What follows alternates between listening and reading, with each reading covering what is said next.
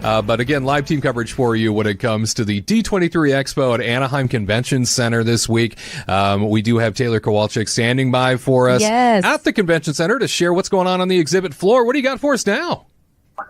Okay, so we're in the Imagineering section right now, which it's one of my favorite areas of the whole convention because you basically get to see everything that all of the Imagineers are putting together for our entertainment, which is awesome. Over here, you're going to see Fantasy Springs, so it's kind of the pre-production into the concept design and what they're building over in Fantasy Springs, which I would just love for that to come over here. You know, as you guys were talking, hopefully it does, and, you know, the expansion, all this comes with it. Because this is just absolutely gorgeous. If you look at the attention to detail, it's so awesome.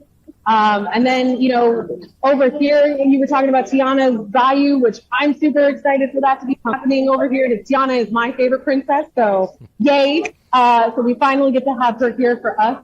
And this showcases like everything that they have from props inside of the actual ride to the dress to animatronic.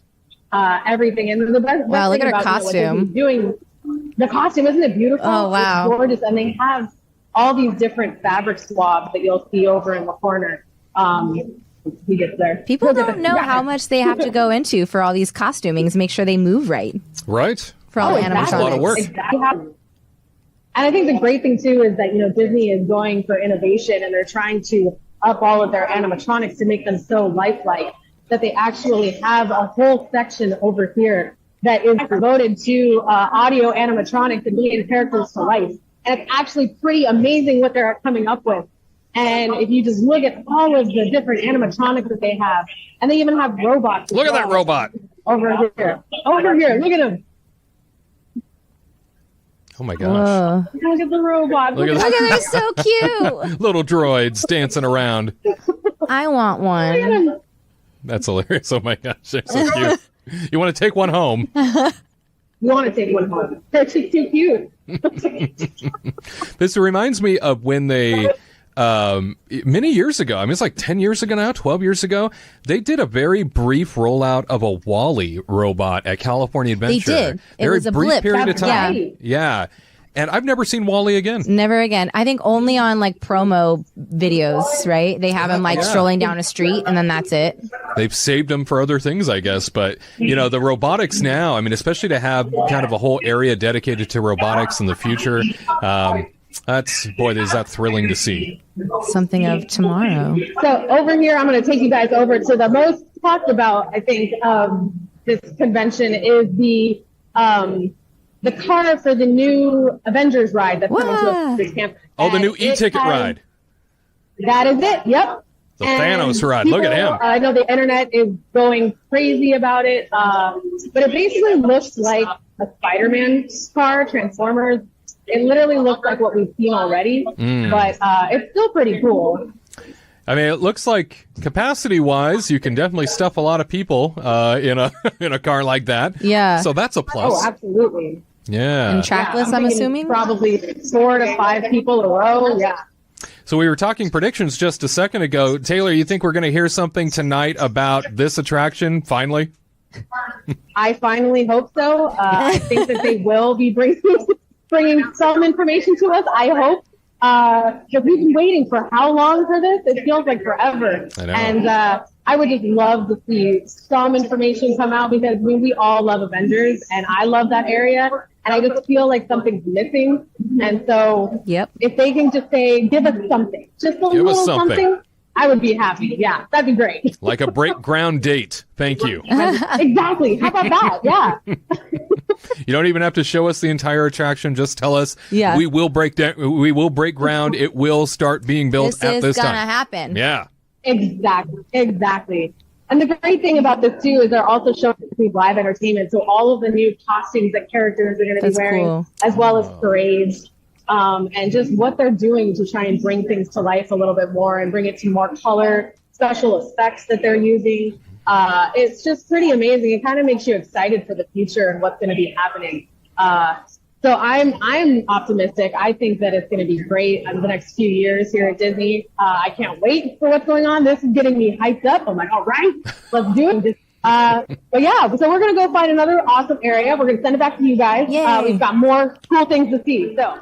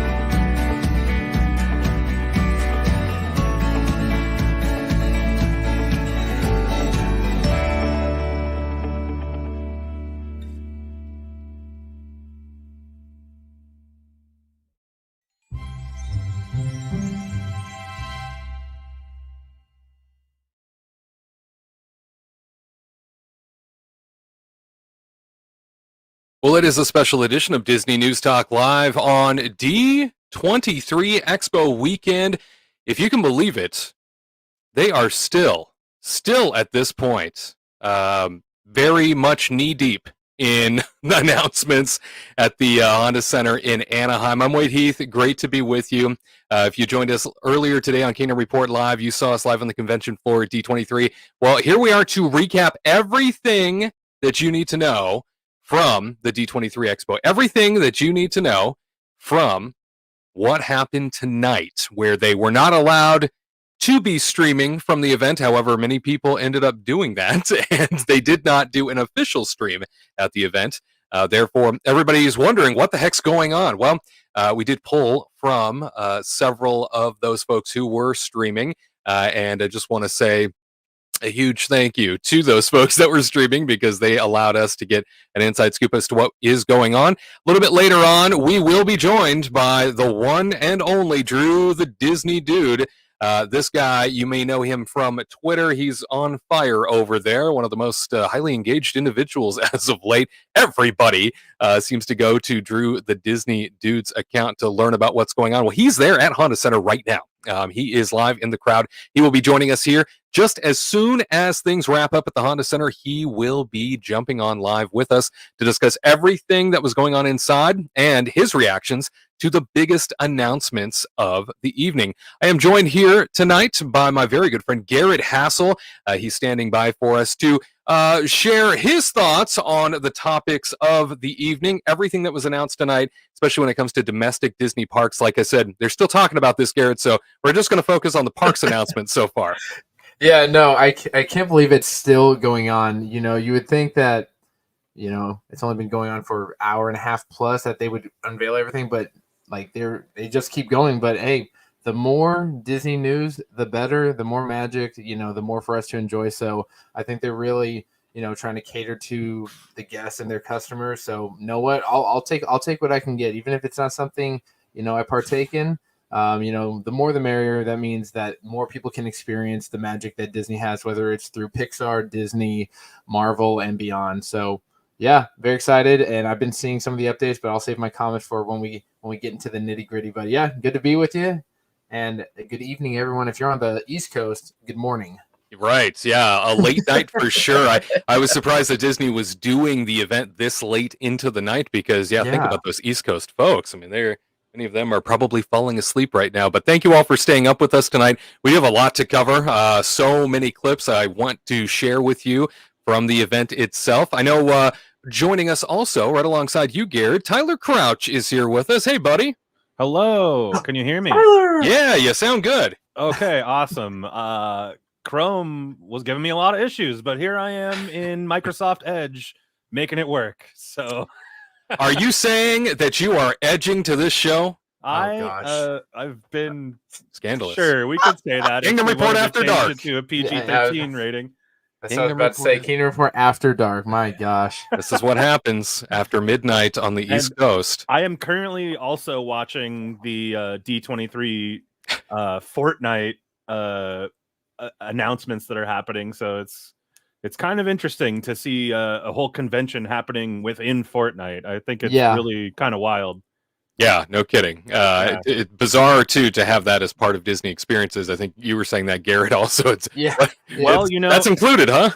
I mean, well, Disney has thrown a lot of money at Epic Games, and so they are now officially partners. So, so they are working together to create a bunch of Disney content. It's pretty fun, honestly. This is probably what they were going to have at Epcot in their pavilion that was going to be on Technic next to where Guardians was. It's just going to be people doing Fortnite dances with like the L in the air, like doing all the silly little Fortnite dances and all that stuff. You know, flossing and whatnot. Like they have to do it now, right? You know, Disney and Epic Games, they're a partnership. Yeah, it's definitely true. It's just wild to me that I'm watching Kevin Feige talking about Fortnite right now. So. It's the new normal. That's for sure. It is, yeah. Well, let me do a quick rundown of all of the things that were announced tonight, and then we will pick them apart one by one. Like I said, we have plenty of clips here to share with everybody. We've been hard at work getting all these clips together and getting everything prepared for you, since they basically did a blackout on this event for the most part. You got to go to nefarious means to find what's happening in the arena. And like I said, Drew the Disney Dude will be joining us here in just a bit. As soon as he gets out of that arena, he will be joining us live. So, Josh Tomorrow started the event, said nothing that was going to be talked tonight would be blue sky. In fact, dirt is moving on all of these projects, and therefore, that dirt is on its way into being formed for the sake of new experiences. Thank goodness. Did they not say that they're not going to break ground on some of these until 2026 though? Listen, the dirt is actually in a gardening bed behind Josh Tomorrow's house, and that's where they're building micro models. So the dirt's moving, just not exactly on Disney property. Ooh. Tyler, you're really taking it too well. You're not taking it literally enough. Like, there's dirt. We just don't know where the dirt is. I guess that could be true. I think when he says dirt is moving, I think what he means is these are happening. And that they've committed to them, and now he's admitting they have committed to him. He did share one of the first things out of the gate, and I'm just going to run down the list. Like I said, we'll spend more time talking about him here. Disney California Adventure, Avatar Land is coming to that park. In fact, new rides inspired by the most recent film and the future film, so it'll be an entirely new infused story. Also, California Adventure getting a Coco boat ride in 2026. Again, we will talk about all of these. Magic Kingdom getting a summer 2025 new nighttime parade. Main Street Electrical Parade, you are gone for good. Oh, don't make me cry. Don't. No tears. No tears. Frozen Land opening in 2026 at Disneyland Paris. Lion King boat ride coming to Disneyland Paris. Concept art looked pretty cool. Disneyland Paris also getting a new nighttime spectacular. Walt Disney, A Magical Life is coming to the Opera House, the first audio animatronic for Disneyland's 70th birthday. How do we feel? I mean, I think it's that was the biggest surprise for me out of everything. Everything else kind of predictable. That one was out of left field. Well, I think last year, towards the end of last year, they were filing for permits and everything, and that definitely pointed to some type of new experience was coming to the Lincoln House there. And I think we kind of prophesized that maybe a little bit of Walt Disney would be thrown in there. They're resurrecting the man. Yeah, That's sure what's happening. He's coming out from underneath the Matterhorn. We've only been waiting decades for this. Yeah. His frozen head is being thawed. Yeah, I was about to say that. Coming to life like never before. He will be his show will be playing intermittently with Mr. Lincoln. So they said that both of those attractions will run side by side, I guess. So one show will be Walt. Imagine the conversations those two guys have when the curtain is closed. Think of what they could talk about. We also had a special guest, Ki Hu Kwan, who showed up to announce that an Indiana Jones ride is coming to Disney's Animal Kingdom to replace, of course, a dinosaur. Finally. Yeah, I mean, now know. I think we've been hearing those rumors for quite a while, and it's good to finally see some dirt moving. Some dirt moving. I just want some life in that land because Dinoland, it has such a rich story, but not many people know about it, and how it went from being an archaeological site to Chester and Hester's. That fun part's missed, and they just see it as kind of cheesy, fair stuff, and not what it isn't. But hey, you can. I'll take Indie Day of the Week, and he is coming. That's right. He will be replacing, again, Dinosaur. The work begins this fall, according to Josh Tomorrow.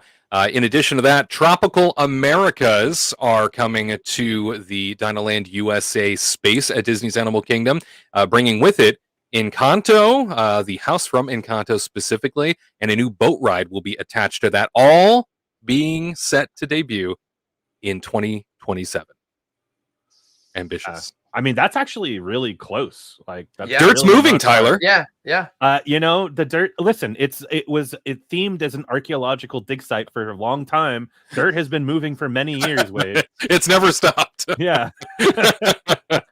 You're absolutely right. Tiana's Bayou Adventure opening November 15th at Disneyland. We finally have a date. It is coming up. I saw Lori Jean was excited about that in our chat even before we started the show. Zootopia. Yeah. They are opening up a new Zootopia show inside Disney's Animal Kingdom. That's opening winter 2025. R.I.P. Bugs Life. Yeah. If it was opening, we'd all be getting a car. I really hope they keep the cockroach effects in some way, shape, or form. I don't know how because you haven't seen it in it, but I want the cockroaches crawling under my butt. Bring it. There's going to be something, you know. You need butt roaches. I do remember years and years ago when I first saw that show. It actually kind of blew me away. I felt like it was kind of the best 40 show I'd ever seen. But times have changed. Times have changed, engagement has changed, and now we need to do more than just have maggots on your rear. We need to really level up, and Zootopia apparently is the answer to that. Epcot is having Test Track 3.0 being, I guess, put into place right now, and that is set to open next year, 2025. They didn't really give a season, so the next edition of Test Track on its way. Yeah, I mean... I'm totally stoked for that. I mean, how much more Tronny can you make it? That's what I'm curious about. Currently it seems kind of outdated. The original version seems sort of timeless. So now with it being, World of Motion and the current iteration, I'm all for it. New vehicles that don't break suddenly.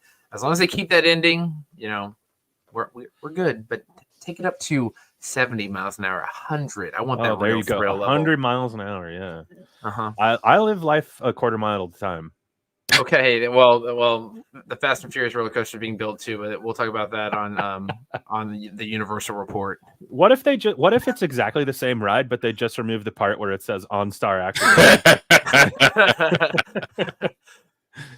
I want the high speed too. 100 miles an hour. I want to feel my skin peel back. That's what that thrill is all about. Exactly. You're right. Just remove OnStar. Good as new. And Billy Crystal showed up. There was, there was a ton of celebrities. I'm just glossing over. A ton of celebrities showed up there at the event. Billy Crystal showed up to announce to everybody that Monsters Inc. Land is coming to Disney's Hollywood Studios, complete with a door coaster, and all the work for it starts next year. Door coaster. Yeah. Are we saying goodbye to Aerosmith? I don't think that. I don't think it's going to be that part of Hollywood Studios. I think you're right, but I just I had to pose the question. I think that's responsible. Yeah, the coaster system for the door coaster looks completely different than Aerosmith, and plus I'm waiting for them to turn Rock and Roller Coaster into Powerline, and and then that'd be awesome. Yeah, but I mean, just to throw it out there, though, I mean, they could just take that coaster down and leave the building, and still build another coaster inside. Yeah, they could. There's so much room back there, and you can just put big buildings back there, and you can say it's part of an active studio because it's Disney's Hollywood Studios. So they can literally just throw up boxes, unlike Epcot, where a box stands out.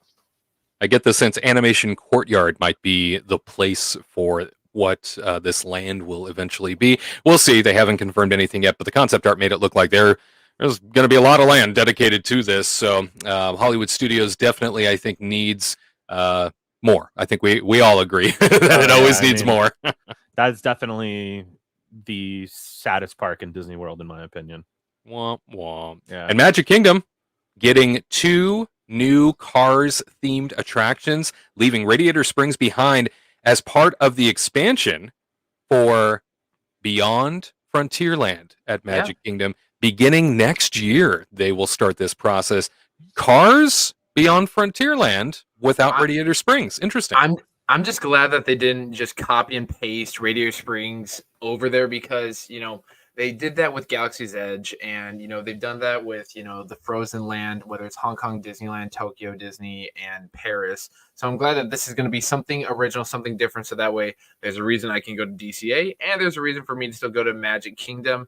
And it kind of works. I'm surprised they didn't do the Villains Land, but the show's still going on. We still could have another land or park, or they'll just put it on the moon at this point. No kidding. It's not over yet. That's the 5th park they're going to be announcing at the end of this.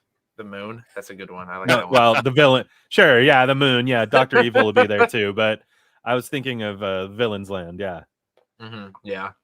Well, the night started off with a special welcome from our chief flight attendant, Patrick. Stand by for this. Today's announcements don't measure up to your ship. Well, that's on you. Soon we'll be underway. You or your little aviators have fear-breaking theme park news and seeing how we're soaring to new heights. I want to exit now and just read the Disney parks law tonight. Hey, let's review. Seat. Metaphorical seatbelts, carry-on items, super top secret announcements. Frozen, frozen, frozen. Keep your hands and arms inside at all times. And anything else? Oh yeah. Have a nice D23. Oh, Patrick, there to welcome everybody to the event with lots of inside jokes, which continued throughout the night. Great to see Patrick back in any capacity. I love that Patrick Warburton has really embraced that role. Oh yeah, he's so fitting for it. Like his voice is so iconic. You know, I grew up with him in Seinfeld, so I always knew him as Putty. But he'll always be chief flight attendant Patrick, and you know he just rocks it. If he ever were to have a show with Kronk as a flight attendant, I wouldn't question it at all. It sounds like the perfect role for him. Yeah, he speaks squirrel too. I forgot about that. He does it all. Yeah, he does it all. And I love the tongue-in-cheek frozen. Yes. You know Even he knows. You know what's amazing to me too is that they got the same guy that wore the ears in the first like spiel, and he's back in this D23 video. I mean, that's incredible. Yeah. No kidding. They're really catering to the fans. Yeah. You know, the entire event felt very much like a I don't know. It seemed like the demographic for this event was very much childless millennials. I got the impression of that throughout what was happening, because not only were the jokes sort of pointed at the age group, but a lot of the nostalgia that they brought up throughout the event was also pointed at the age group. And I thought, are they really leaning into this finally? Do they recognize that this is an opportunity? I mean, I suppose so. But I mean, as I've been told by a number of people on the internet, childless millennials should not be allowed at Disneyland. So I'm very surprised by this development. That's right. Because we have so much expendable income that we're just willing to buy as many popcorn buckets and Mickey ears as possible. And people on the internet, they know. It's one thing I've learned: the people on the internet are always right. Amen to that. Yeah. Praise the people on the internet.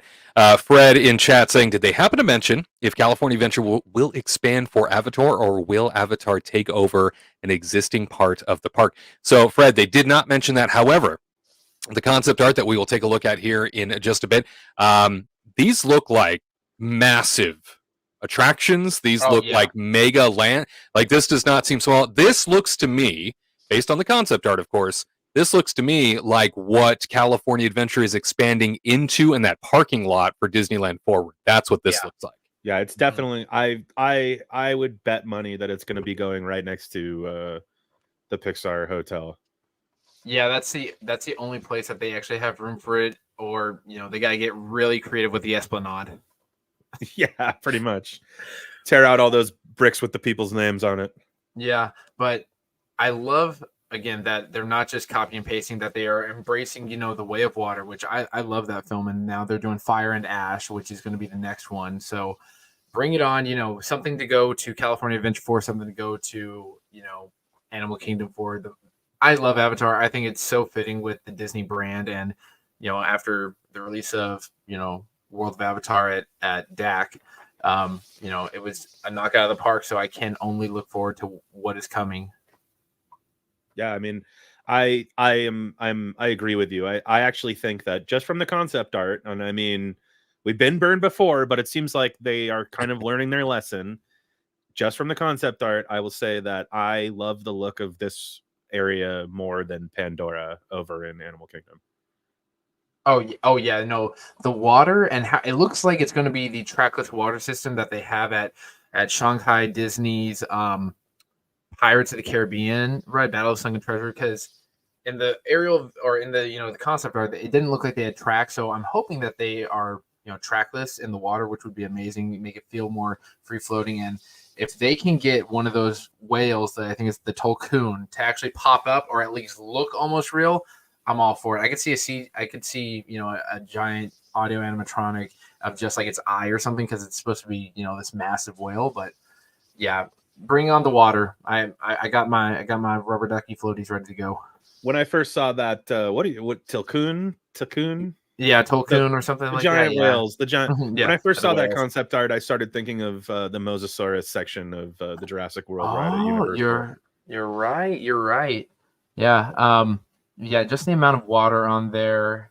I just can't wait. And I just hope that they have some kind of Satuli canteen so I can get my noodles and my chicken and my night blossom. The food in Pandora is better than any of the food in the rest of the parks, honestly, at least for quick service. Sorry, Sunny Eclipse. I mean, those bowls are pretty incredible, honestly. One of our favorites.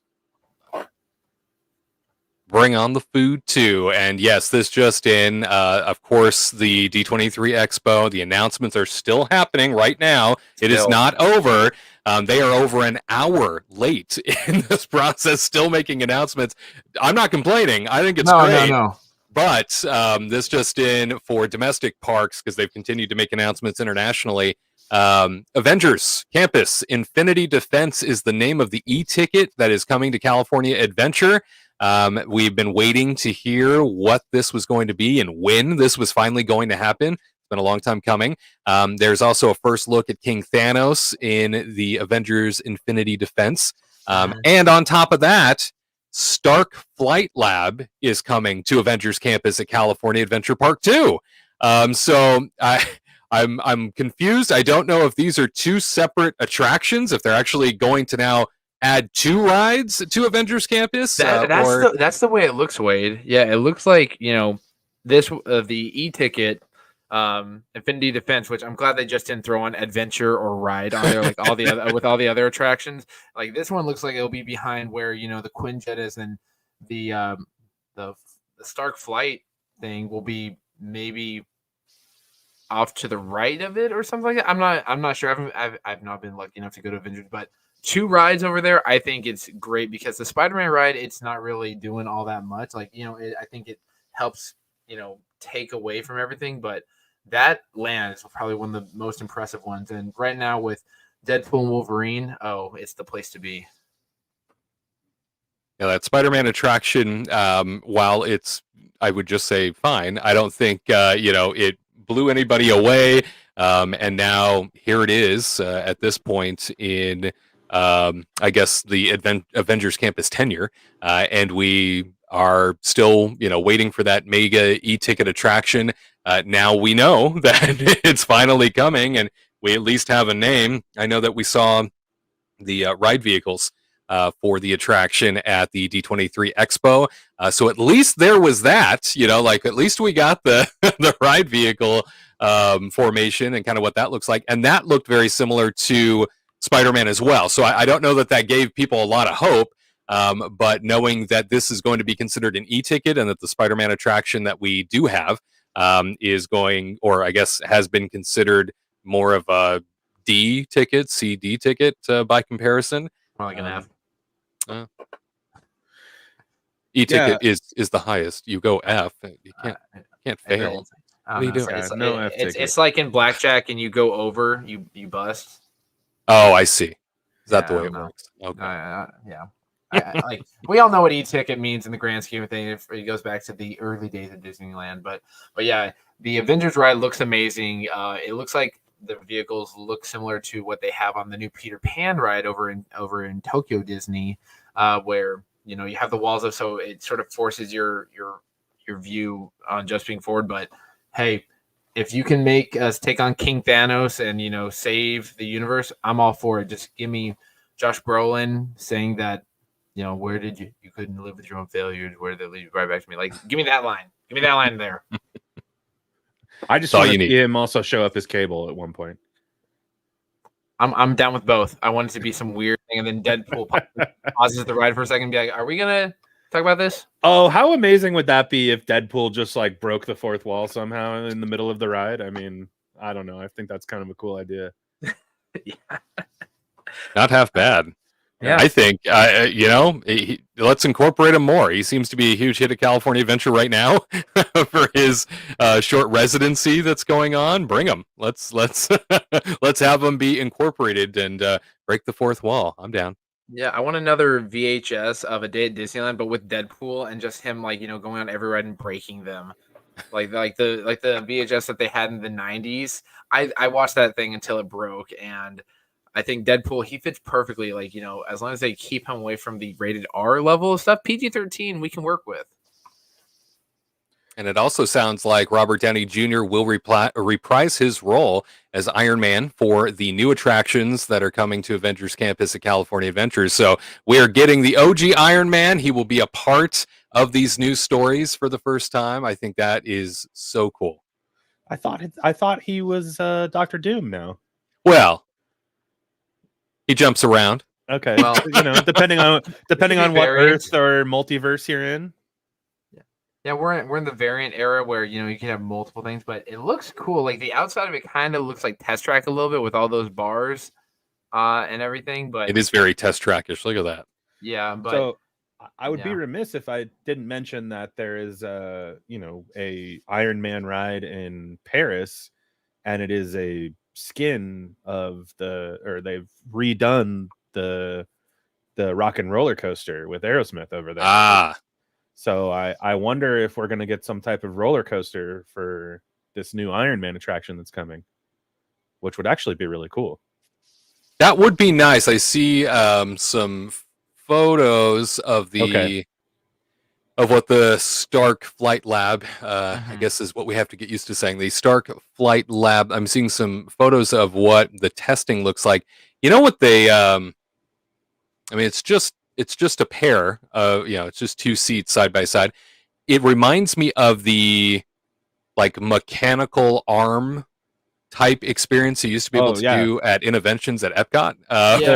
It looks like Tom says in the chat. He said the other ride looks like some of All Thrills from Innovations East. There we go. Yep. Yeah. That's Tom. That's Tom. He was my roommate in the college program. Love you, Tom. Nice. Yeah, the Kuka arm stuff like they do for Harry Potter Forbidden Journey. Yeah. Yeah. Interesting. Well, as details continue to roll out on that front, we'll keep our eyes on it for you and see what else we can share. Because again, they're not done. They keep going. No, Deadpool's on stage right now and just did a musical number. More Marvel in the parks. Where are you guys watching this stuff? Don't worry about where I'm watching it. You got your sources. I got mine. That's right. I'm standing in Fortnite and I'm talking to you guys. Hey, Wade and I, we grew up in Stockton and Lodi. We've got contacts. That's right. We know how to do the underhanded pirated streams. That's what we're all about. It's the dark web from Wreck-It Ralph too. We know how to access that. Well, also to kick off the event after Chief Flight Attendant Patrick welcomed everybody, there was a musical number from, and this is what I mean, they seem to be targeting millennials. Uncle Jesse from Full House, that's right, John Stamos showed up, and he came to serenade everybody into the beginning of D23. Let's take a look.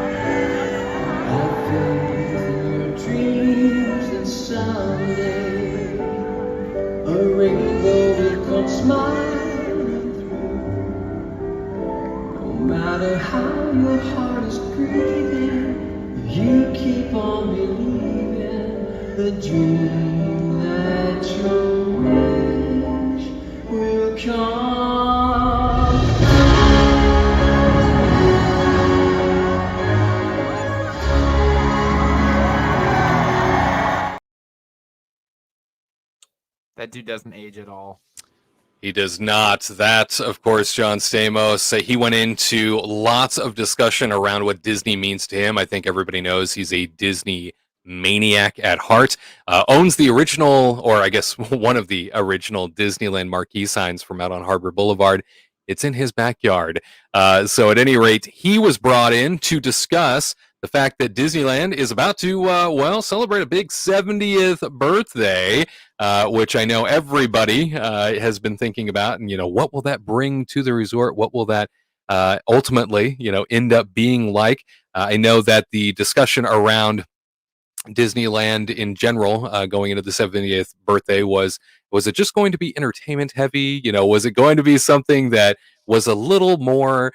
and so that discussion continued as, what might be attached to it. I think that overall, and I was telling Katrina this earlier today on Kingdom Report Live, I was saying, I think we will see the repackaging. They didn't talk about this tonight. I think we will see the repackaging of Paint the Night and have that sent back to us for the 70th.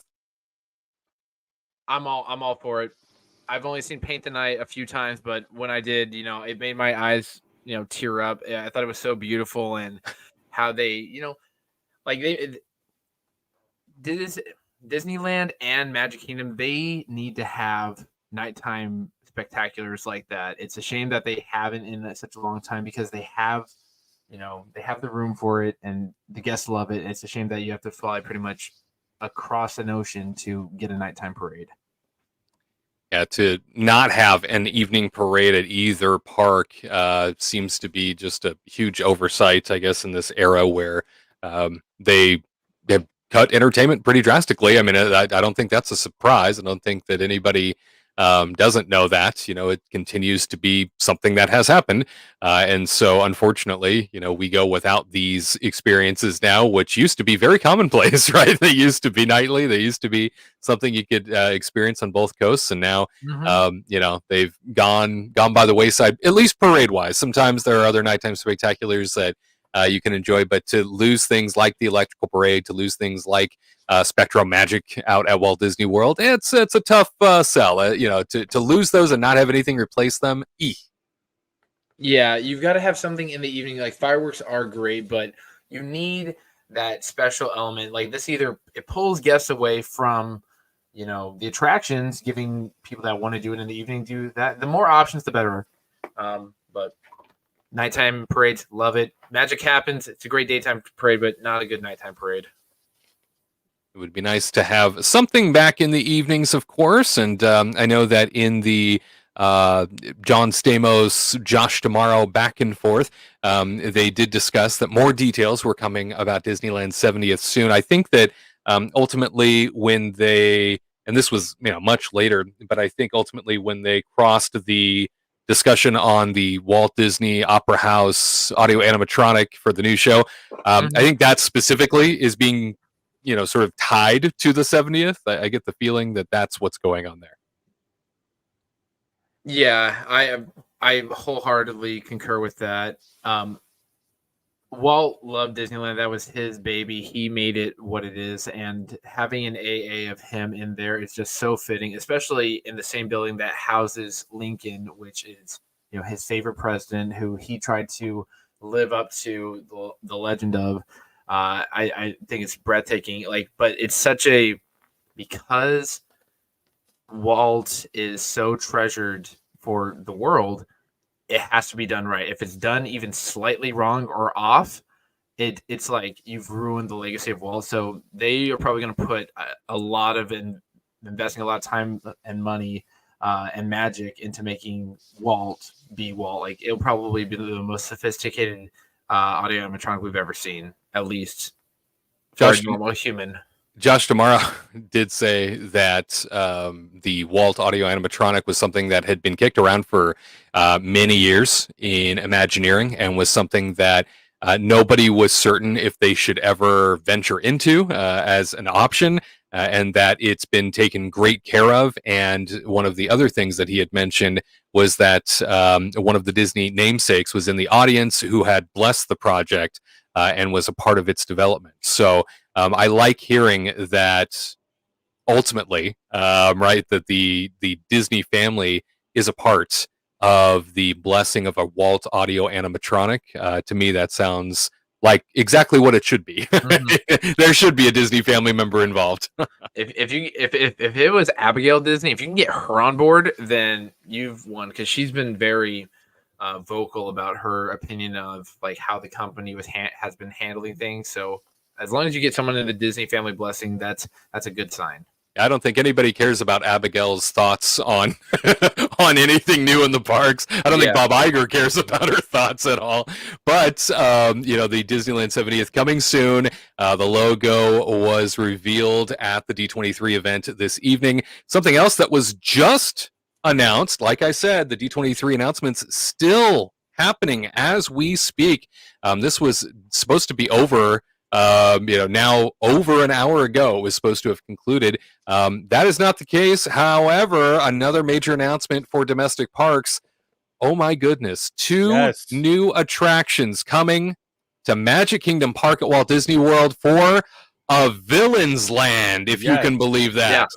Heck yes. I'm so excited. I saw that in the stream, and I almost screamed while we were talking, because I'm like, I wanted to be like, blah, blah, blah, but I couldn't, because I wanted to wait for that. But no, it looks amazing, and it looks like it can give that dark universe over at Epic Universe a run for its money. It looks mean. It looks mean. I mean, you can see in the bottom there's like a roller coaster running through in that little chasm there, it looks like. So that is pretty exciting. And we have Maleficent the Dragon just up there breathing some green fire. Like, hoping she's going to actually be a part of that land. And yeah, I see a business, kind of wicked-looking mansion. I see street lamps. And is that the Elephant Graveyard on the left-hand side? I can't tell. Ooh, good call. I think you might be right. It's too hard. We need some super sleuths on Twitter to zoom in and let us know. But no, the roller coaster, I thought at first that was like a tentacle or something, but no, that it looks great. It really does. I just hope that everything goes according to plan and that it doesn't get pushed back for years. Yeah, well, apparently they have already started building this, is from what I saw. So the dirt is moving. I know the dirt has been moved, like Josh Tomorrow said. Not lying. I mean, it looks incredible. Like, I think that could be such an incredible part of a roller coaster, to be just going through a chasm like that with like waterfalls on the side. I mean, it does say artist concept only in the bottom left hand corner, but and can we believe everything? I don't know. I still feel burnt from the past, but if it's going to look anything like this, it's going to be amazing. I understand, man. I never want to get too invested in concept art after how badly we've been burned. I completely agree. Tom Weigel saying Disney World finally getting the love it needs. Mm-hmm. It's been kind of lacking the past few years. They've been pumping a lot into the cruise line, other parks. Disney Paris have been getting a lot of love lately. But it's sort of like Magic Kingdom's been sitting by the wayside. We gave you Tron. It only took 5 years to drain a lake and build a steel coaster that was copied. But I'm just hoping that they do right by the guests and they bring this to reality, because we've been patient, we've been good. Now it's time to give us our reward. You're right. It's interesting to me. After like past announcements, like I'm later we're gonna speak a little bit on Spaceship Earth, I guess, but it just seems to me that they're just like, oh, we're gonna just forget about Spaceship Earth, besides building a lounge on the back and just right. And we're gonna focus on these new things, which actually I think is smart. I think that upgrading Spaceship Earth was gonna be not like an easy way out, in a way, you know what I'm saying? Like, sure. And it's sort of just a fan favorite. I don't know how many people that would actually bring into the park, and so I think just focusing on like these experiences that are like greater than, seems like a really smart move to me.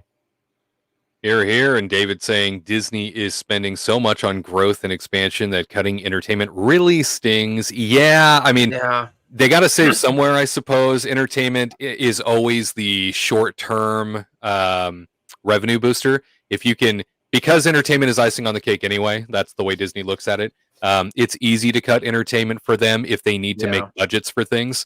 And so I don't know if the two are entirely tied always. I think growth budgets are very, very much in their own bucket of the way that financing works in the parks. But, in order to make budgets that impact, the spending that will go into growth later, I mean, it all stacks up eventually, certainly. So, yeah, it does sting. I hate it when entertainment gets cut, especially the bigger shows, because it's like, well, that's the draw. Yeah. So what are you going to do now? Yeah, that's part of the reason why, like, in so many fireworks shows now, they have a lot of projections because it's cheap to run a projection. It costs, several thousand to launch a fireworks show. So any way that they can, cut corners or not cut corners, but like save a little money, they'll do that. But if in the long run they will give us back entertainment to a certain degree, I'll take it. Wade, both you and I, we've worked for Disney Entertainment, and we know how special of a place it is. I'm just hoping that, it one day does come back.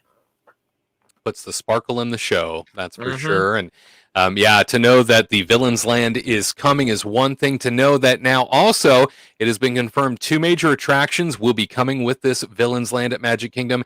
Dining and shopping attached to it. This is a mega expansion, the likes of, it sounds like, New Fantasyland was. It sounds bigger. It sounds bigger than New Fantasyland. I feel like just with this concept art, I feel like it has to be bigger for sure. Like, I don't even know where they're going to grow mountains in Florida. It's pretty flat. Well, all the forestry back behind Magic Kingdom might help support these structures, that's for sure. Fred saying, will Villains Land have a Bob Chapek ride? Oh, that's too frightening. Fred. That's like Halloween Horror Nights level of fear. Yeah, that is a little nightmare inducing. We want people to come back to these parks, don't we? Isn't that how that works? Jeez.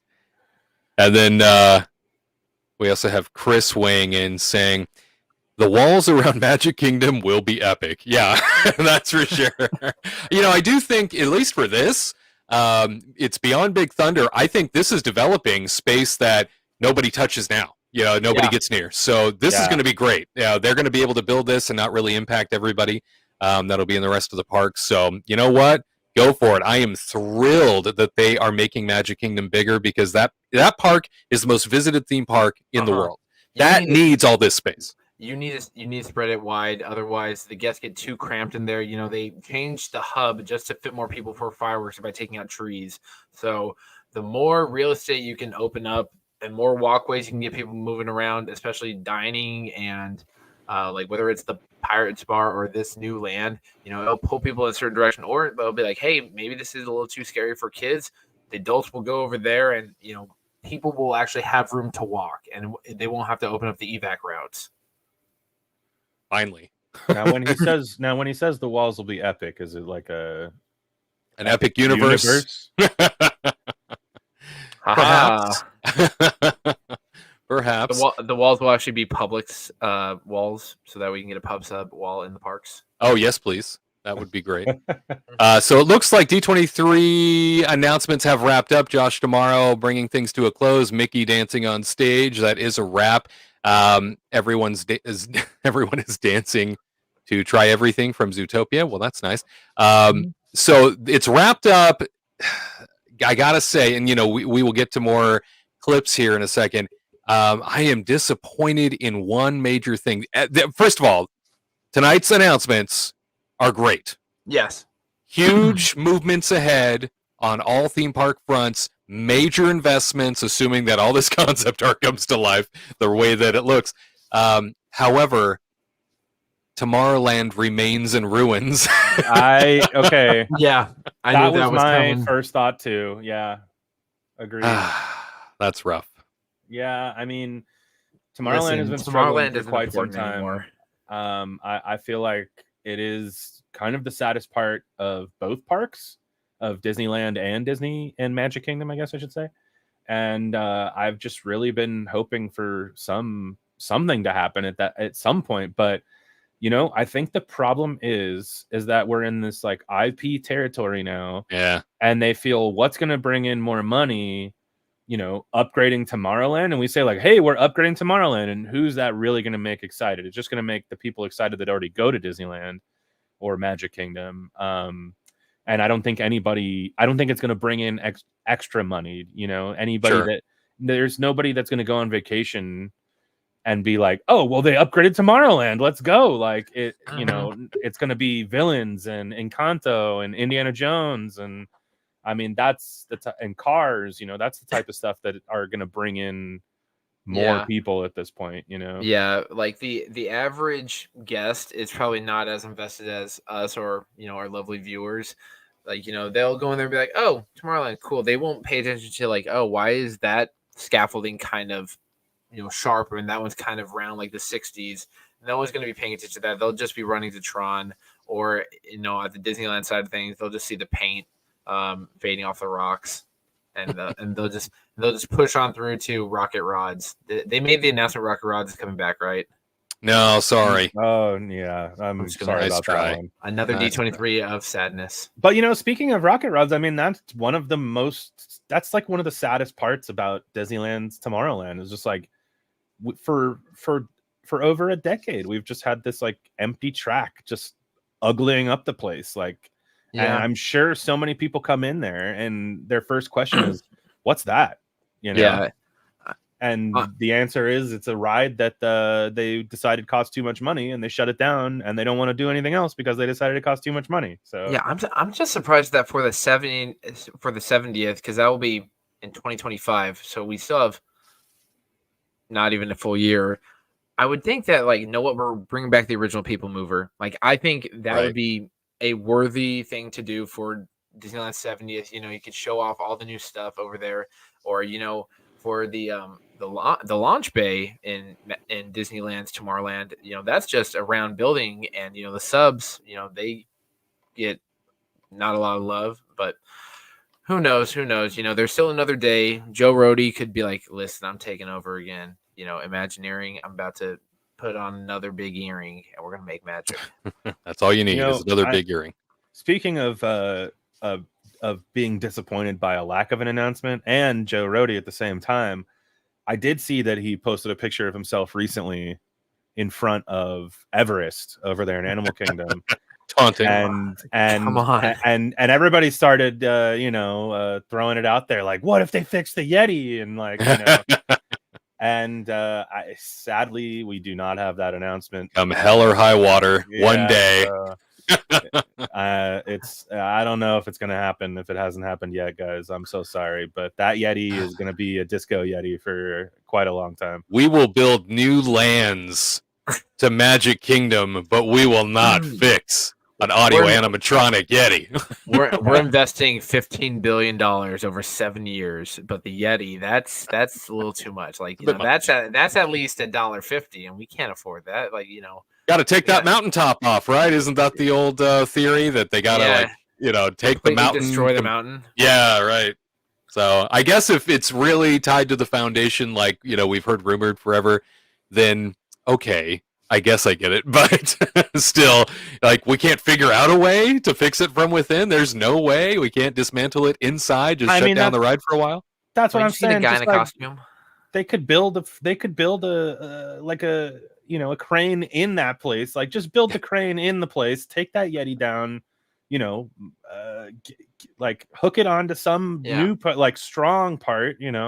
I mean, obviously they haven't dealt with that Yeti in so many years that they'd have to probably just rebuild it from the ground up, because I'm sure that thing is just, gonna creak and crack everywhere if they tried to make it move again. But I just feel like it would just be so great. I mean, that would have been the ultimate fan reveal, right? Either bringing the People Mover back or making the Yeti work. I mean, right, either one of those. Well, I saw, Drew the Disney Dude, who, by the way, will be joining us any minute now that the event is wrapped. He will be jumping on with us to talk about what it was like in the Honda Center tonight as things continued to reach a fever pitch, announcement after announcement. They went on for over an hour on top of what they said they were going to do for the sake of new announcements. Sam, you're absolutely right. Hope everyone is super excited, Sam says, with all the new announcements. We are thrilled. We were just talking about some pinch points there where we were hoping we would hear some other things that did not get included. I did want to make mention that as we talk about the Yeti, They did play a video inside the Honda Center tonight where Deadpool mocked fixing the Yeti. I love it. No, like Deadpool, he is perfect because he gets if you haven't seen Deadpool and Wolverine, one, definitely bring your small children. It's a great family-friendly film. But two, there's so many tongue-in-cheek moments where they just talk smack on everyone, and if anyone can do it, it's Deadpool. And I feel like for Disney to approve something like that, they either have to really embrace it or they know they've messed up and they're owning up to it through his jokes. I mean, the man has even been making Splash Mountain jokes at Disneyland. So, I mean, it's kind of incredible what they're letting them get away with, because I've always felt like, listen, we all love Disney. Like, let's be honest, like, we wouldn't be in this if we didn't love it. But at the same time, sometimes they're so stuffy, or like worried about stepping on their own toes, that I'm just shocked that they would let some of these jokes fly out the window, No kidding. It's, I guess to a certain degree, it's been refreshing to see that it has been. Yeah, it really, no, it actually is very refreshing, Wade, because it finally lets you know that, okay, they are paying attention to the fandom. They are understanding that they have made mistakes, right? And they're willing to laugh at these things. And if they are, then that makes it a little more personable. I think one of the biggest issues they had with Bob Chapek is it felt like they were losing sight of what the fans wanted, and they were becoming more and more corporate. And I think they're finally realizing, like, okay, we can't do this anymore. We have to appease our fans. We can't just look outside the walls and try and bring new people in all the time. We have to appease our fans, and we also have to be able to poke some fun at ourselves for the things that we've made mistakes in, and people will appreciate that. I think there was a feeling of hopelessness under Chapek. I was thinking about it in particular last night during the Disney Entertainment Showcase at the Honda Center. It was kicked off by Bob Iger, right? Bob Iger came out to welcome everybody to the event. He got a standing ovation. And as I watched that happen, I could tell he was really moved. He was very touched by it. And he went on to say how much he missed everybody and how big of an impact that made on him coming out to a standing ovation. And I started to think about the differences between the two. And I know we've debated this, and it's not really the time for this conversation, but Iger returning, like, I've long held the belief that he probably his legacy might get tainted before he leaves based on things that have happened so far and not found a lot of traction. He left on a high note and then he came back, which is always a very dangerous, sort of scary thing to do. But I started to think, like, gosh, look, the Honda Center stood up to applaud this man. And I thought, granted, he's been a part of Disney now for, as CEO, he's been a part in that executive capacity for almost 20 years now, which is nuts because nobody's ever a CEO for 20 years of any company of this size.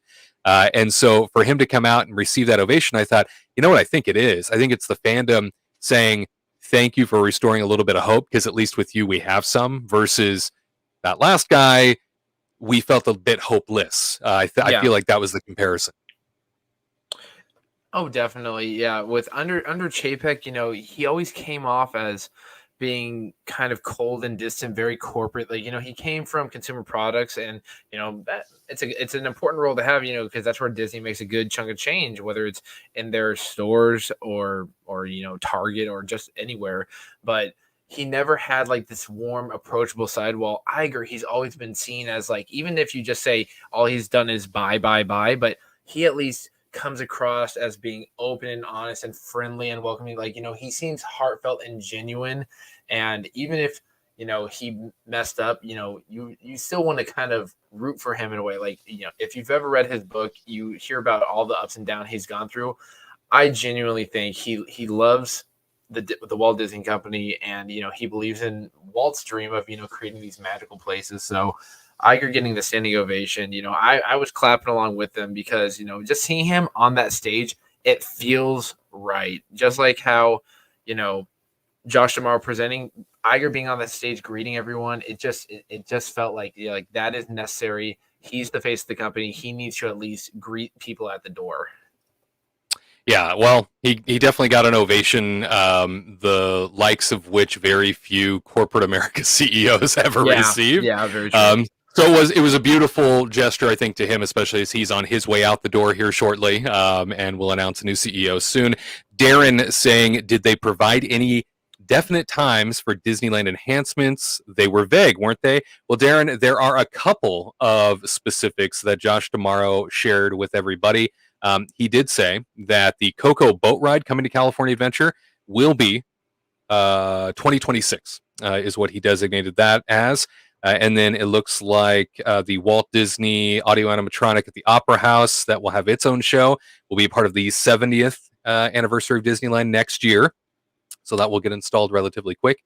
And then on top of that, we do have an official opening date for Tiana's Bayou, November 15th of this year.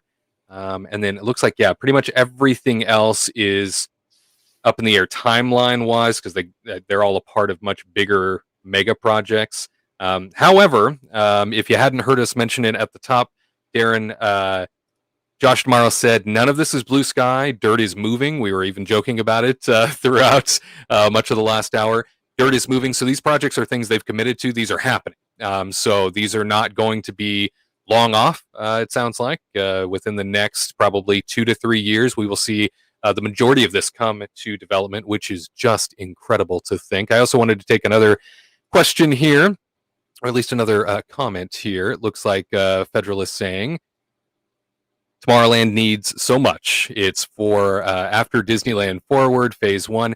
Yeah, I completely agree. Tomorrowland needs a ton of help, and that it didn't even get acknowledged in this D23 announcement session. Ooh, here we go. You know, it's like these only happen every 2 years. It's sad when it doesn't get acknowledged again because we know that this has now been kicked down the road further.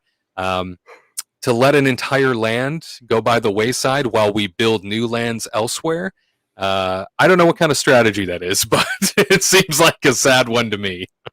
It's easier just to build something new rather than to repair something. I feel like that's sort of off, but that seems to be the business practice that they're going with. You know, we got a giant pothole in the middle of the road, but know what? Rather than fixing it, we're just going to build a road around it or a bridge. I think they just think it's more exciting to people. I've especially like everybody. It's funny, like a lot of people on the internet recently has just been like, you know, since they've been showing all this Epic Universe stuff over there in Orlando, like people are like, well, that's it. Disney's got to build a fifth gate. I mean, otherwise, what are they going to do? You know? And it's like, and I've always thought that was a ridiculous sentiment, especially because they can't even fill up their 4 parks to the maximum at this point. So, you know, this is what they're doing. They're not going to fix Tomorrowland. They need it to be brand new. Like, and that's what they are thinking is going to bring people in, you know? Very true. And I see that it looks like, well, saying, finally, do you know how hard it is as an Imagineer who loves villains to sit on that information for over a year? Well, are you an Imagineer? Is that what you're saying? Tell us more. Well. Tell us more. I can only imagine the massive piles of NDAs that the Imagineers had to sign, and everyone else that's like, you know, the AV team and everything like that. Like if you say even a word, you're gone. We will do to you what Boeing has been doing to people. Oh, geez, that's dark. Well, Disneyland saying, I guarantee if Disney announces new Tomorrowland, the Disney fan hype will be insane. Yeah, you know, and I did see the comment above. It looks like that came from David, you know, mentioning it would be something altogether to go big on Tomorrowland for Disneyland 75th.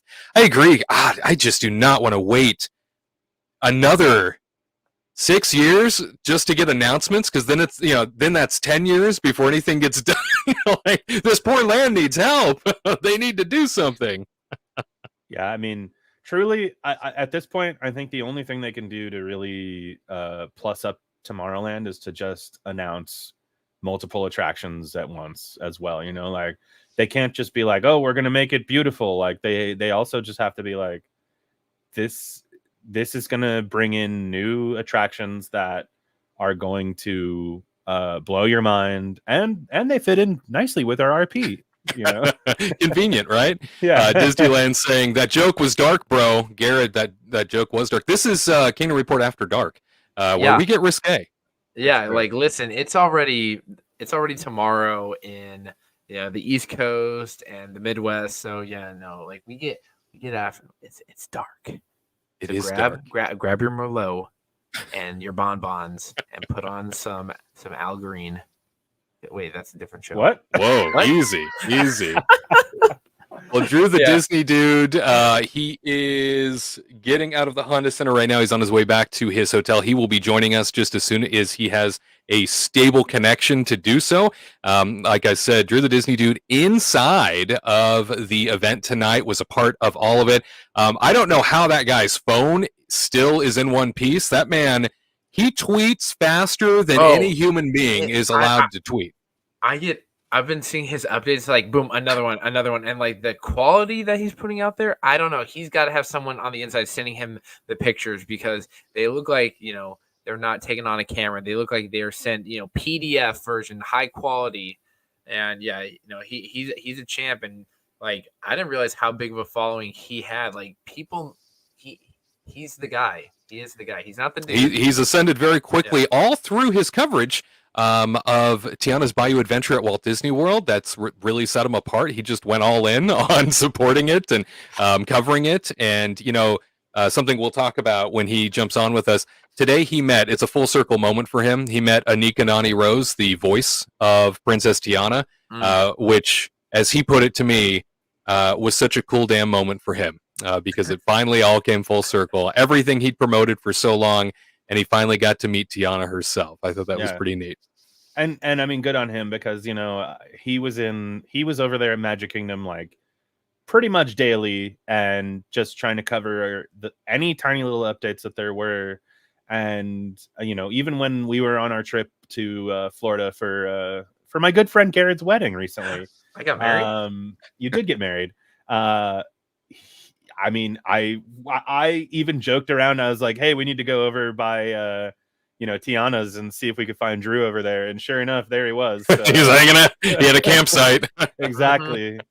But I also noticed just to give him some more props too. I mean, I saw on Twitter. I'm gonna just keep calling it Twitter. I don't care what anybody else wants. Yeah, to no, Twitter. Yeah. But no. I'm just gonna call it Twitter. No, there you go. There you go. But I saw him say, "Oh, thank you so much. Today's my birthday, and I also hit 10,000 followers." And then when I clicked on his profile, he was at 11,000 followers. So I was like, "Holy smokes, man!" Tonight he jumped past 14,000. He's a Disney loving fool that is doing great things. And they reached out to him very late last week, in fact, to invite him to D23 over all the coverage that he has given things out at Walt Disney World. He didn't know how he was going to make it. He was telling me the story. He had no idea. He didn't have the resources. He didn't have, and everything in Anaheim right now, hotel-wise, is insanely, if there's room, is sky-high purchase price. I mean, beyond, we're talking price gouging type of levels. And somehow, some way, he made it. He's a very positive guy, and he managed to pull it off. At any rate, he will be joining us here in just a bit. I know that he has had the time of his life this weekend. Can't wait to talk to him about everybody he's met. I wanted to share some additional clips with you. Obviously, the D23 Expo, and thank you all for staying up late with us. Those who are signed on here as part of our live stream are after D23 announcement coverage of the Experiences Parks end of the business. They went on for an additional hour. If you're just joining us, they just went on and on with announcements tonight. It was a wonderful evening for sure. Let's dive into California Adventure getting the Avatar Land this time around. So we do know, based on Josh Tomorrow's heralding in of the announcement, that Avatar Land will be at California Adventure. Here is the Imagineer that's working on the portfolio of the 2 attractions that will be a part of it, talking about what it was inspired by.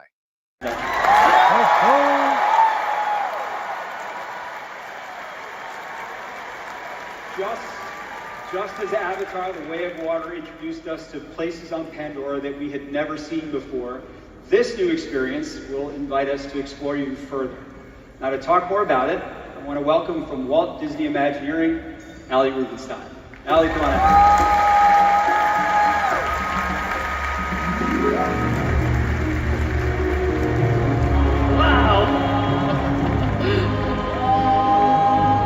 Amazing, huh? Wow, D23, holy moly. All right, Allie, listen, thank you for being here. So what can you tell us about the new Avatar destination that we're bringing to California Adventure? Well, Josh, like you said, we're taking our guests to a whole new location on Pandora. As all of you know, our land in Florida is set in a rainforest amongst the floating mountains in the Morara Valley, which to me feels just like we're stepping into the first Avatar film. For our new destination, we're inspired by the second movie, The Way of Water, as well as the upcoming Fire and Ash and future Avatar films. So there you have it. Future Avatar films as well as the most recent one. New stories are being a part of the storytelling for the Avatar Land coming to California Adventure. You know, I think this was one of my qualifiers for if we have to replicate something, you know, that already exists at another destination, then please let it be at least original in some capacity. And it sounds like based on the storytelling alone, it will be. Yeah, it looks like it's not going to be a copy and paste job. You're not going to be flying on the back of a Banshee. You're going to be on some sort of water attraction, going through, you know, the different areas, the different biomes, so to speak. And I'm all for it. Now, the Avatar Land at Animal Kingdom has 2 attractions there, so I imagine this one will have something similar, you know, like the e-ticket attraction, then a smaller one. But if it's all themed around water, then I'm all for it. I don't know if you can ride on the back of one of those like water horse fish thing. I don't know the names, but that would be an amazing experience. But technical term. It looks spectacular, and I think that they'll probably be putting this in the Disneyland Forward part of the park because they would never destroy the studio's backlot area, and you know there's no real other place unless you tear down all of Pixar Pier, which we know is not going to happen at all. People need Jack Jack's Num Num cookies. That's for dang sure. Give me my Num Nums. Yeah, Darren, just as Garrett was saying there, they didn't designate the specific location. I think we all just sort of surmised that something of this size, something of this scope based on what they were planning, it just in concept art alone, this doesn't look like it could take over any land currently. That would make sense. You know, you'd have to axe something major that already exists that people love, and I don't think they're planning on doing that at all. So it looks like this is based on the concept art from Disneyland Forward as well. There was a lot of water in that concept art on the DCA side, if we recall correctly. And that looks like what we are seeing now. So I think it was always perhaps pegged for the Disneyland Forward expansion into the parking areas just beyond that Pixar Place Hotel. Yeah, and I just really hope that, you know, they released some concept art even for this very land. I don't know. What do you guys say? Like 4, 5, 6 months ago or something like that? Yeah, it was a while ago. Yeah, and they show a boat, you know, cruising through the outside area there. And I don't know. There's something about a ride that has both indoor and outdoor sections that just really tickles my funny bone, you know? Oh, Tyler. And I just really hope that comes to fruition and we see, you know, like, here's the problem, you know, going back to Tomorrowland for just a hot second, just like part of the problem with at least Disneyland's Tomorrowland is that there's like no kinetic movement. And I think that's kind of important. I really do. Yeah. I think that, you know, having some stuff happening on the outside there is going to be really fun just to see people go by. And then, you know, I think it's good for you on the ride, and it's good to you to watch the ride too. So I think it's that could be very exciting. No, you're right, because you know this is supposed to be like you're transported to Pandora, and which is a living world. And when you see people going by, not just standing in a queue, or like, you know, someone might be in a queue and then you go under them, that makes it feel like you're not on a ride. It's an experience. And I'm trying to think, on Pirates of the Caribbean, at Disneyland, you hop in that and then you see people eating at Blue Bayou, and it just like, it makes it all like, whoa, like I'm in it and I'm like, I'm part of the show and they're watching me. I'm all for it. I agree with what you said, Tyler. It tickles my fancy a little bit. That funny bone. Tickling that funny bone. It tickles some bones for sure. Wow. Oh, scandalous. Well, let's hear specifically from the Imagineer that just spoke about what the land was going to be inspired by. Let's hear more specifically about what the land is going to be like as she gets into even more detail. Of these epic stories. One thing I'm particularly looking forward to is an innovative new attraction that will bring all the action, all the excitement, and all the wonder of Avatar to life in a completely new and thrilling way. We'll invite our guests to take the adventure of a lifetime as we join an excursion in search of majestic natural wonders that can only be found on Pandora. It's quite an image back here. And Allie, I love that we're seeking out new places in this world to explore. Absolutely. Along the way, we'll discover dense forests full of incredible animals and bioluminescent flora, taking us all the way to the wide open seas of Pandora. But while this world can be beautiful, if we lose our way, it can also be dangerous. Right? This is going to be a dynamic, intense, and emotional experience on a grand scale that we know our guests, all of you, are going to love. They are going to love it. But yes. Allie, for you, what is it that you love about Avatar? Well, Josh, everybody looks better in blue. All right, Allie. Well, listen, I love the planning sessions that we've had so far. The creative looks so phenomenal.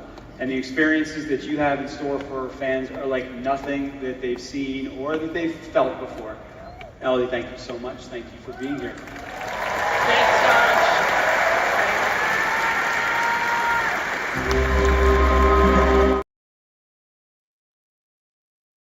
So there we had a more detailed look at the concept art that was being attached to the California Adventure expansion with Avatar Land behind it. And of course, that knee slapper of a joke, everyone looks better in blue. Am I right? Oh, you're so right, Wade. I love the Blue Men group. Yeah, the Blue Men group, they look great, and, imagine if they were 8 feet tall, then they would look even better, Just imagine. Yeah. Do you know how good they'd be at basketball? Oh. Yeah, I mean, well, you'd have to. Yeah, I feel like you'd have to put the hoops a little higher at that point, right? Yeah, maybe. It could be excellent. That's for sure. Well, something that continues to talk about in chat from an Imagineer perspective says more Villains Land artwork should drop soon. We submitted 7 renderings to the panel for today, and they used the general one. Well, how thrilling to know that we will get more concept art. I mean, for something of this size and scope that they just announced of having a new Villains Land at Magic Kingdom with shops and restaurants and attractions, this has to be done right. Well, if you are who you say you are and you are connected to Imagineering for real, this has got to be done right because we have been waiting for a Villains Land for decades. This is what the fandom has always wanted, right? Yeah. And I mean, it's even more exciting that they say that there's both rides, both restaurants, and some meet and greet characters that have never been in the land. So, I mean, 2 restaurants, 2 rides. I mean, that's what we can hope for. That's really, I mean, I feel like the bare minimum for a new land these days is at least having 2 rides, Yeah. And it's nice to know that they have multiple concepts in the works.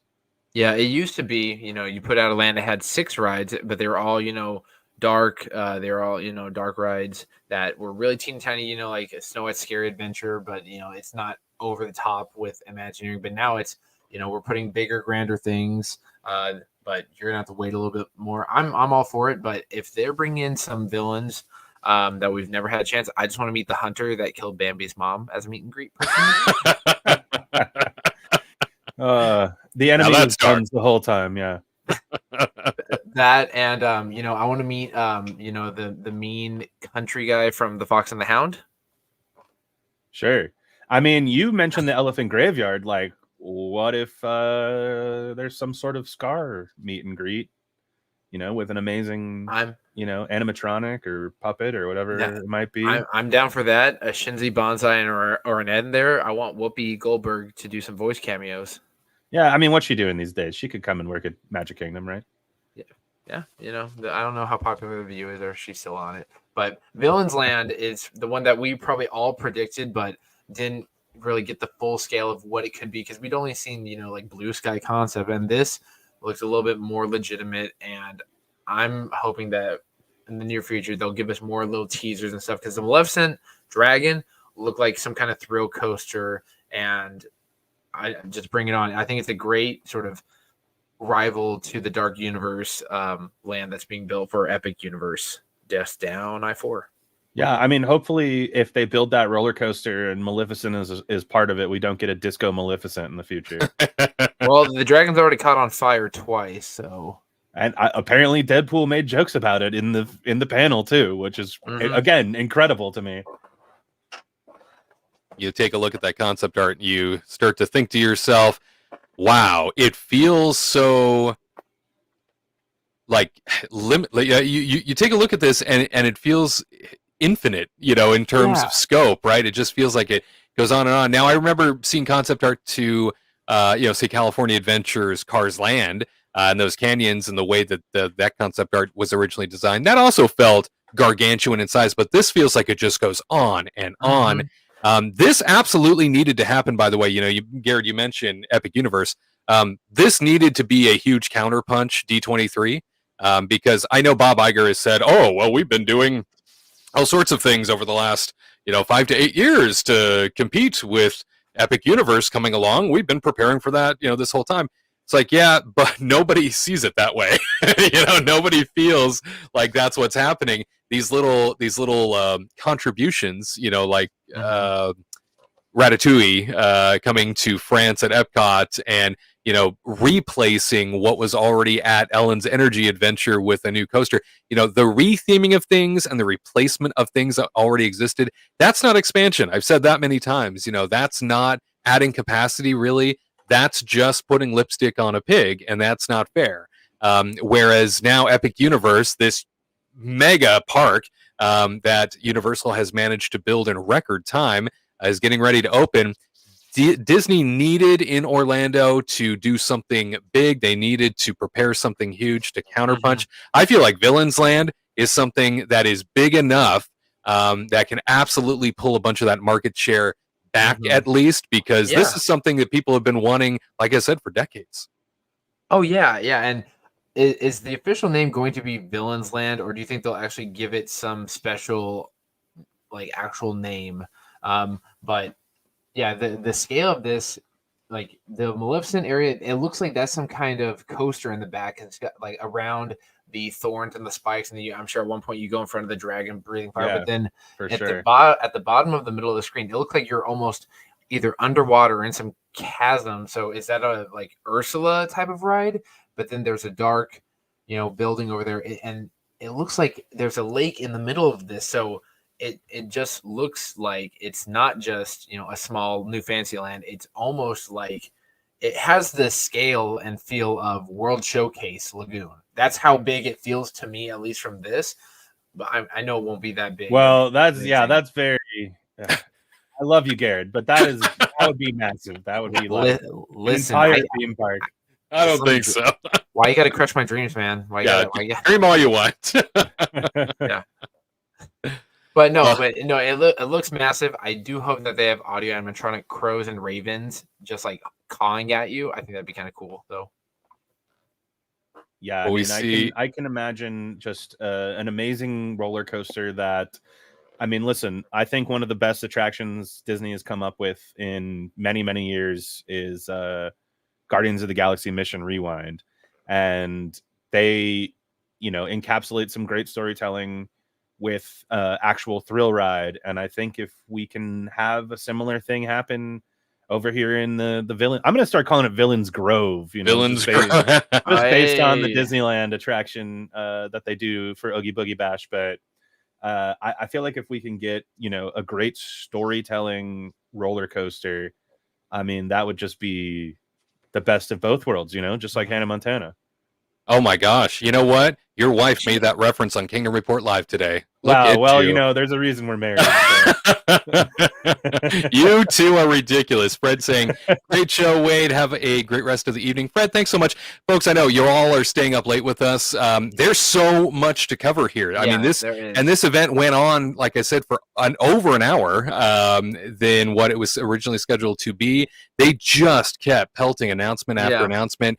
As I mentioned a little bit earlier, Drew the Disney Dude, he's still set to join us. He's messaged me a couple of times now saying, I'm trying to get out. There's 20,000 people trying to leave at once from the Honda Center. He's like the Uber. It's just the Uber's not lining up right now, man. And listen, the monorail stopped running an hour ago. Yeah, he's like, listen, I'm not going to pay peak prices, okay? Yeah, right. Well, it looks like he's catching a ride with somebody now, so he might be joining us soon. It'll be great to hear from him, especially how the energy was while being Bob there. Weiss. Say that again. He's in a cab with Bob Weiss. Probably. Imaginary. Best friends. Yeah. Yeah, Disneyland, you can go to bed. You do have permission. It's 6:34 for you. You go sleep, baby. I was about to say no permission. No, we're staying up late. You need to stay up late with us. Like I said, so much still to talk about. Looks like Ditto says, whose castle is that on the right? I was trying to figure that out too. I'm not really sure, Ditto. I can only imagine Lady Tremaine's mansion, but I feel like that was kind of regal in Cinderella. Is it Dracula? Does Disney on the right to Dracula? Yeah. No, that's the one. He's already got a castle at the other park. Yeah, that's the one building I really can't put a finger on. I'm trying to think of some old kind of decrepit thing in the movies, but I'm not getting anything. I don't know. Yeah, it's hard to tell. Well, saying it does have a name that isn't Villains Land, just not announced yet. Well, that's good to know. I mean, I know it has to encompass all of the evildoers, so I wonder what it will be acknowledged as. Evildoers Land. We didn't get our fair share. Sure. Yeah. We'll start a pool and we'll put money in it.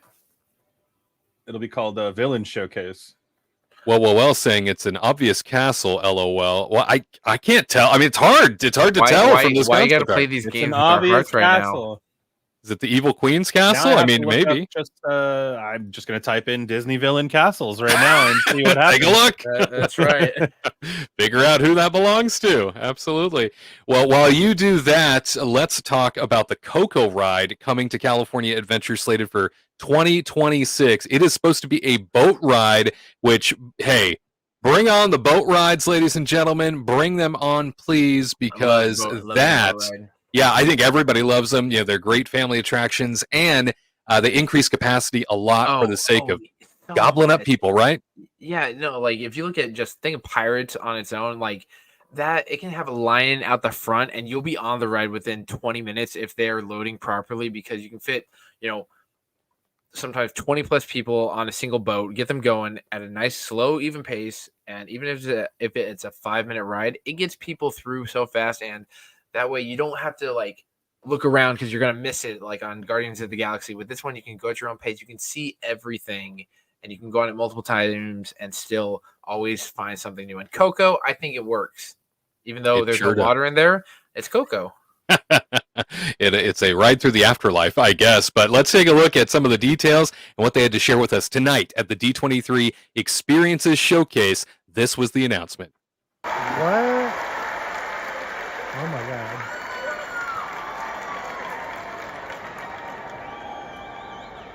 Well, everyone. Okay, everyone. I am thrilled to announce that we're bringing an all-new attraction, the first Coco ride to a Disney park. It's coming to Disney California Adventure. Imagineers drew inspiration for this attraction from classics like The Haunted Mansion and Pirates of the Caribbean. You're going to see, you'll hear, you'll feel Miguel's journey to the land of the dead. as you travel through colorful, expansive scenes. Of course, we're bringing our skeletal cast of characters to life in a big way through the latest in audio animatronic technology. Now, work is underway and will be breaking ground in 2026 as we create this celebration of everything that we all love about Coco. And if you haven't guessed it already, music, it'll play an important role in this attraction, just as it does in so many of our Disney experiences. And that's especially true for our parades and our nighttime spectaculars. So there you have it. It sounds like about 2 years before the groundbreaking of this attraction. I know I am looking forward to it. Like I said, a boat ride in general is always welcomed in any capacity in any park based on just what it does for the sake of capacity and allowing more people to experience things quicker. Tyler, your thoughts on the Coco boat attraction coming to California Adventure? I mean, who isn't stoked for it? I'm super excited, and we've been hearing rumblings of a Coco boat ride for quite a long time. But what I've always heard is that it was probably coming to Epcot and replacing the Grand Fiesta. Right. But I'm, maybe that'll happen eventually. Who knows? But right now, I'm just happy to see that it's coming to California Adventure. And I mean, I think it's gonna be incredible. I'm very excited for it. Just these slow meandering boat rides, like you said earlier, there's just something great about them, and I'm super excited. I don't know what else to say besides this is exactly what they need. This is the type of thing that would fit in perfectly at California Adventure. I feel like we have a lot of Mexican history here in Southern California, and it makes a ton of sense to embrace that. I think it's a perfect fit. Couldn't agree more. I feel like this is something that speaks to the Hispanic heritage that so proudly swells around the theme parks in Southern California.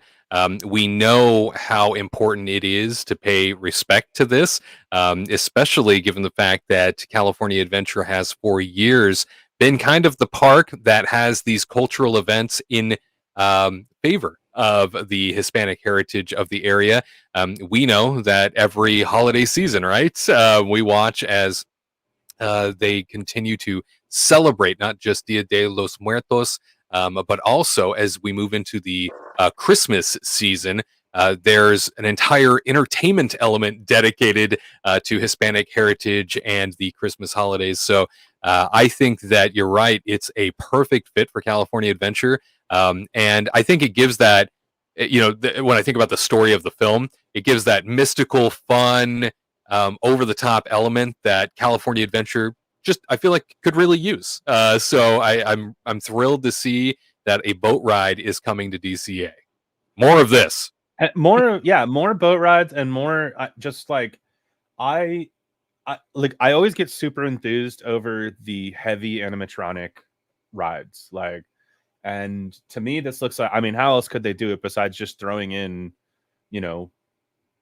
a few dozen animatronics in there? And that's just what gets me excited.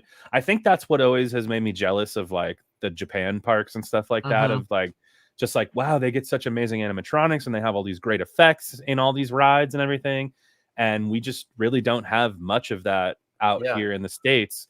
And so if we have these opportunities to have these grand adventures, in boat ride form too, which I just I love both ideas. Then I'm just so excited. How many drops are we gonna have? Are we gonna drop? Is there gonna be one drop? I feel like you have to drop into the land of the dead. Yeah, I feel like that too.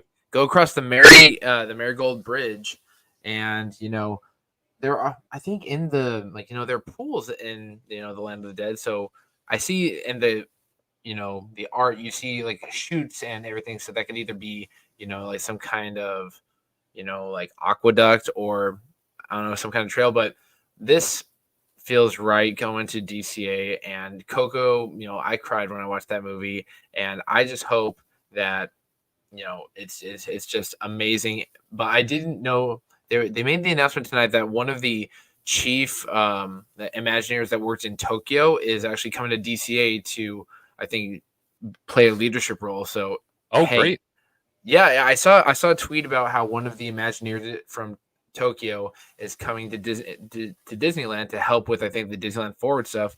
So hey, give them that that Tokyo Disney love. And if you build an Elsa, just make sure her face and her neck are the same skin tone and not a screen. I think they've learned their lesson.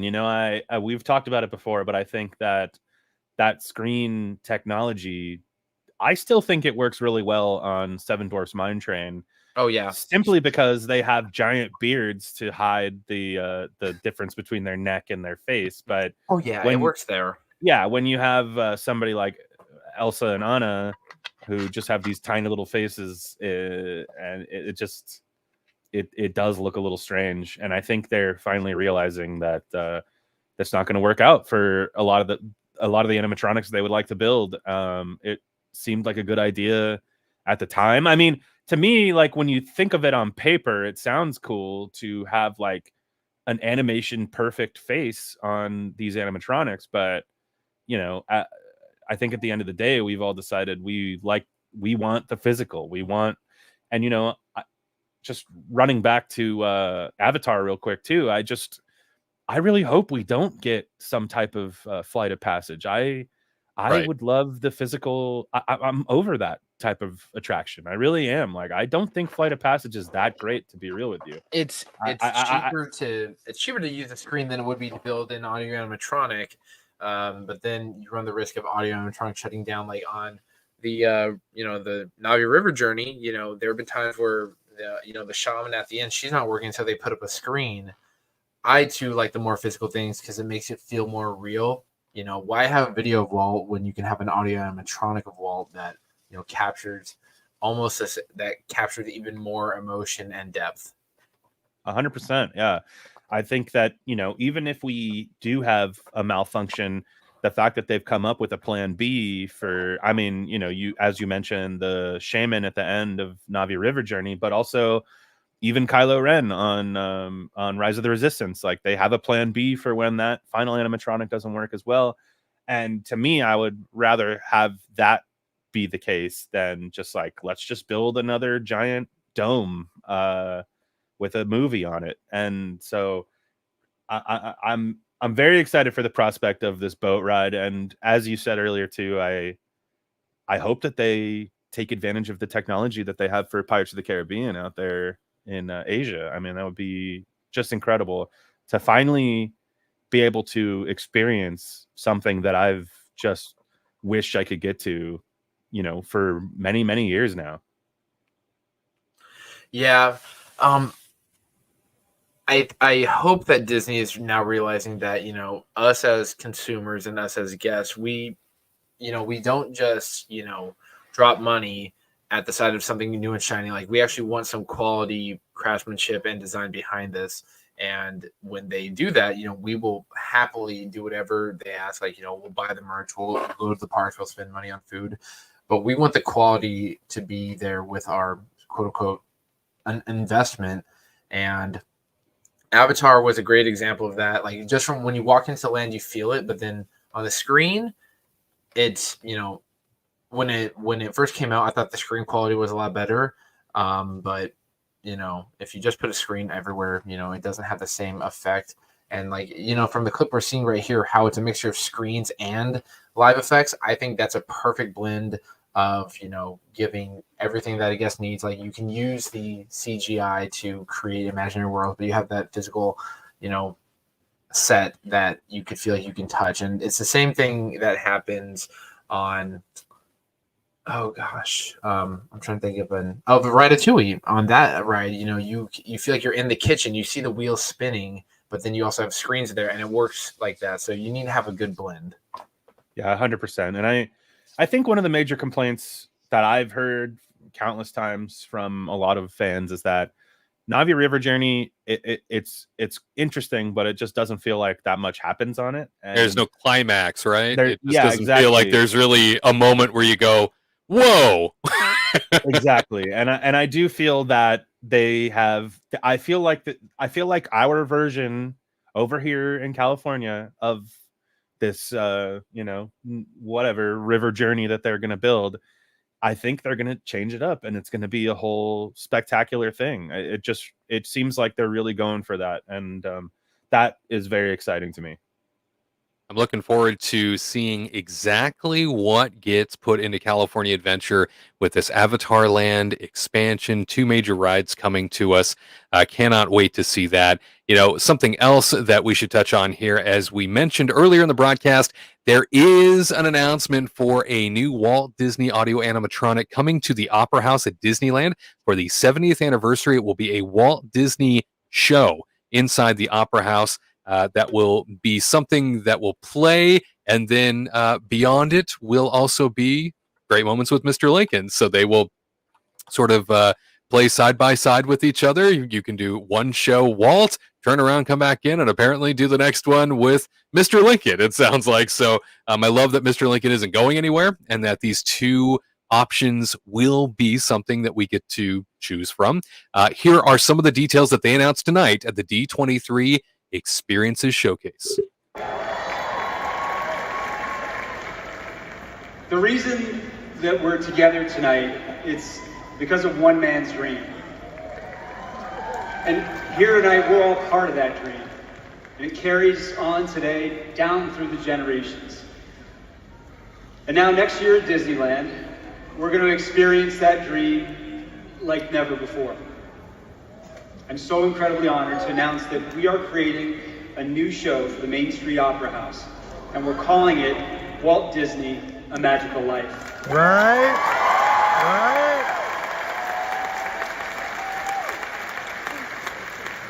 It'll feature, for the first time, an audio animatronic figure of Walt.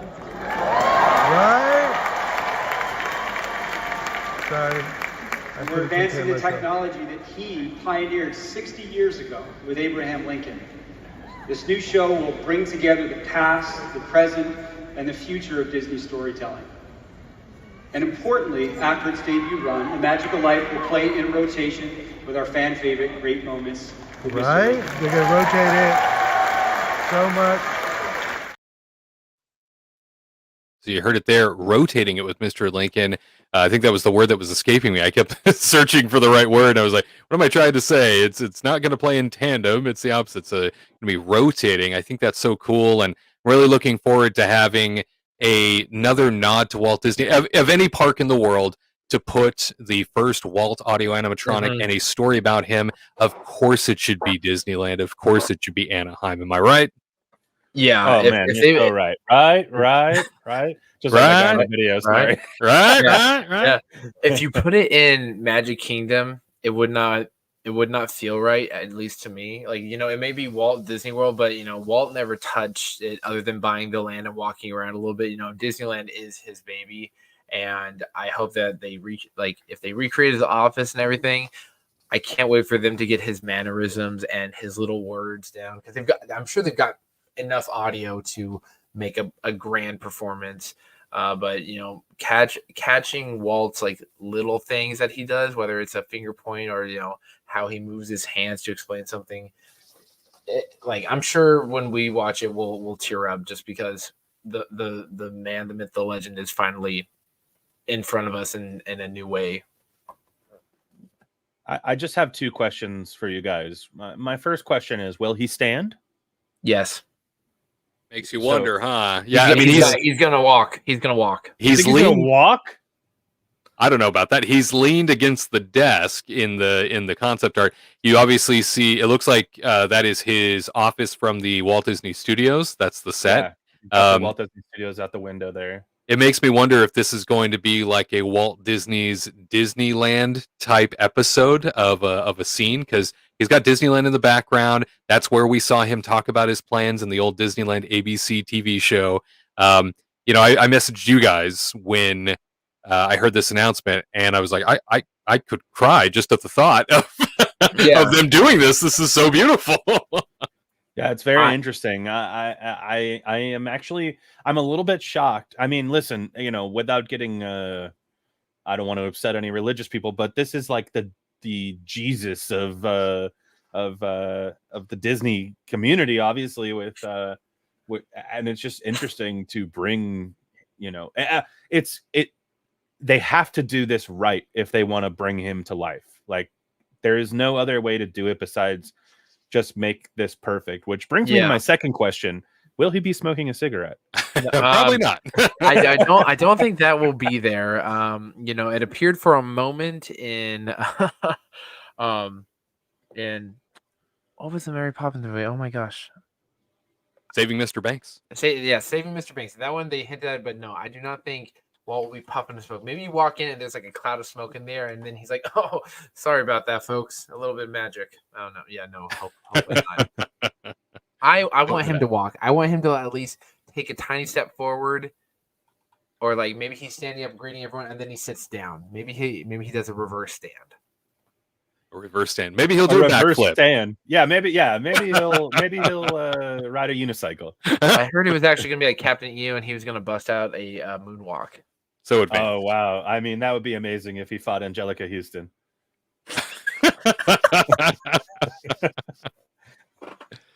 Bring it on. There's so much that could be done with the new audio animatronic skills that they've managed to employ in their designs. Judith is saying, looking forward to this new show with Walt. He'll probably sit there and cry, but how fitting to have it in Disneyland, his original dream. I couldn't agree more. I mean, like I said, of all the parks in the world to do something like this, the only park that makes sense to do it is Disneyland. And I think anyone who's ever had the privilege of visiting the original Magic Kingdom, because you feel Walt there. It's not something that's replicated anywhere else, any other park. Magic Kingdom, well, it's very spectacular in scope. The intimacy that Disneyland is bringing you alongside a sense of heart, I think is because Walt saw it built and walked through it for at least 10 years. So there's something that goes hand in hand with Walt having been there, where you feel such a connection to him still in that park that you just don't feel in other parks that he's never been a part of. Certainly it all started with his dream, right? But this park alone is the one where you definitely still, even to this day, feel the connection. I mean, hell, the show is right across from his actual apartment. Yeah. So, and I mean, that's pretty amazing. Yeah, and when you hop on, the train, they do say, "Oh, this is Walt Disney's Magic Kingdom." It's not the Magic Kingdom. This is Walt Disney's Magic Kingdom. It's his park. You know it as that. Like you would never Disneyland. It feels different. It doesn't feel as corporate. It doesn't feel as constructed. It feels like it was made with love and tender embrace. And Walt put everything he could into it. I'm thinking it's going to be a wonderful addition to the Opera House right there in the heart of Walt's Main Street, USA.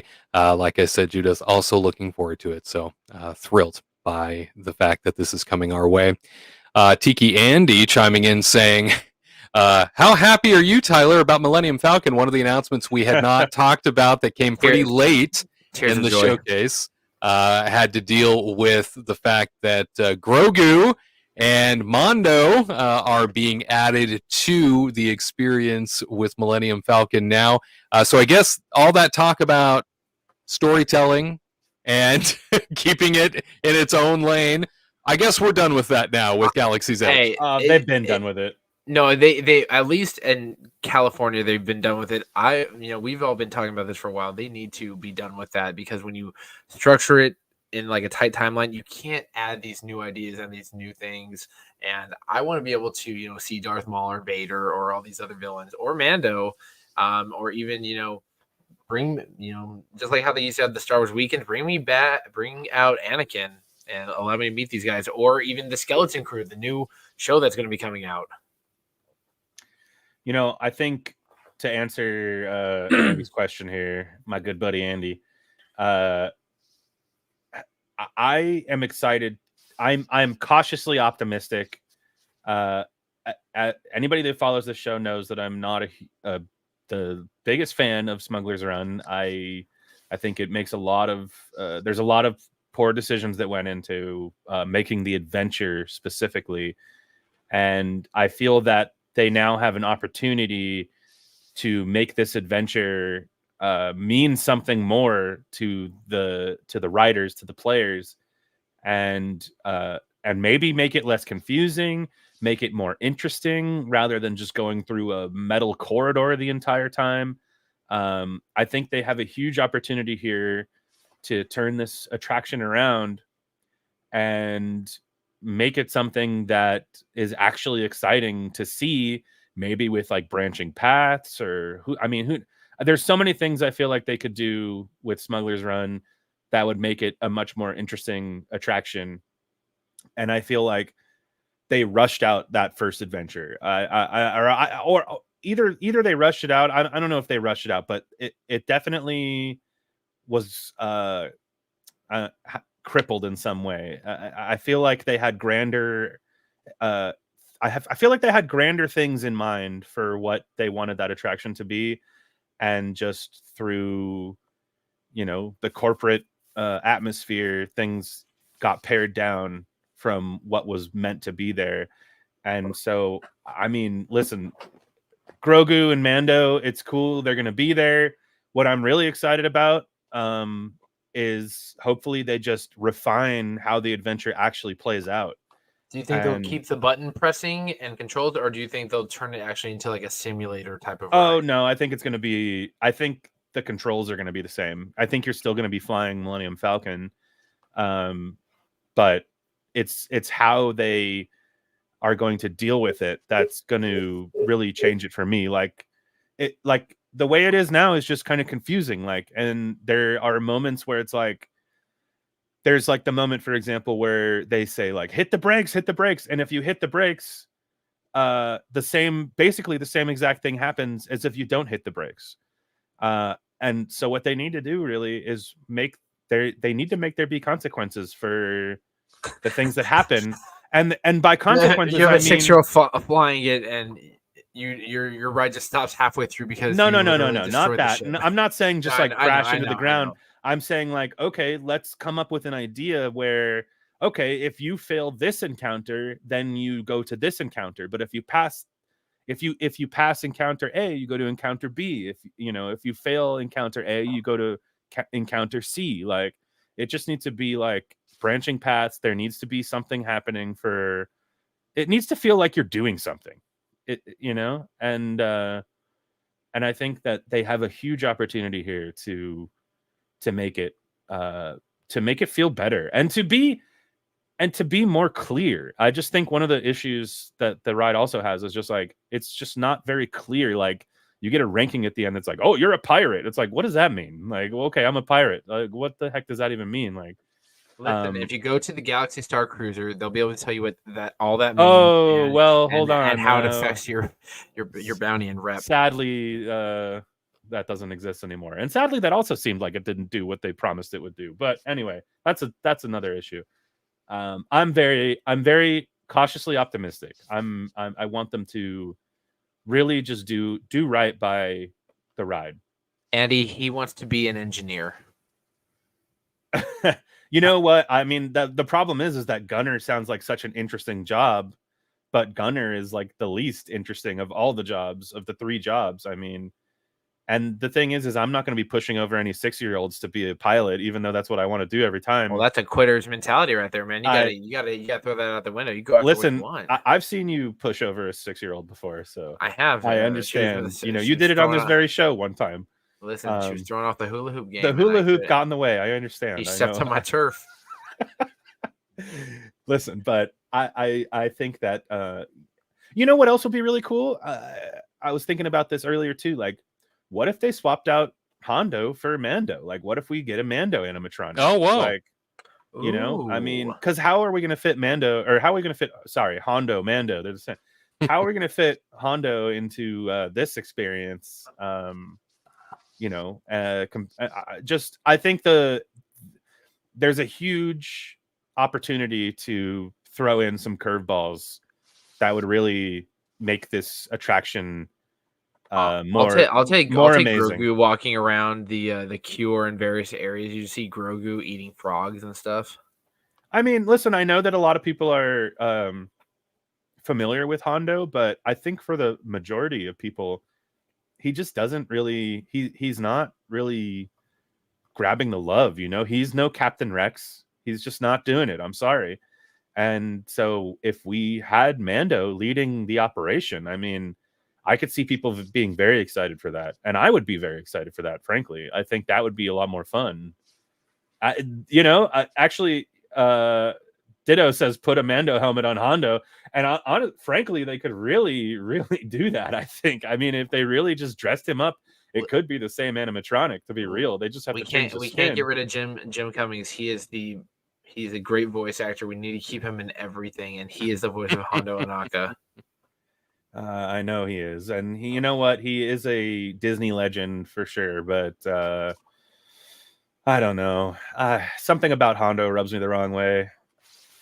I think the accent's a little insulting. Is that the right way to put it? I don't know. Am I wrong? It is from a long time ago in a galaxy far, far away. So, my bad. Sorry. Yeah. Who are we to judge? Who are we to judge? Well, something else that we have to look forward to out at Walt Disney World is, of course, as mentioned at the top of the program, that new Magic Kingdom parade, right? So the new nighttime parade is coming to the Magic Kingdom at Walt Disney World. And finally, there is something that's going to light up the night once again. Let's hear the details from the source.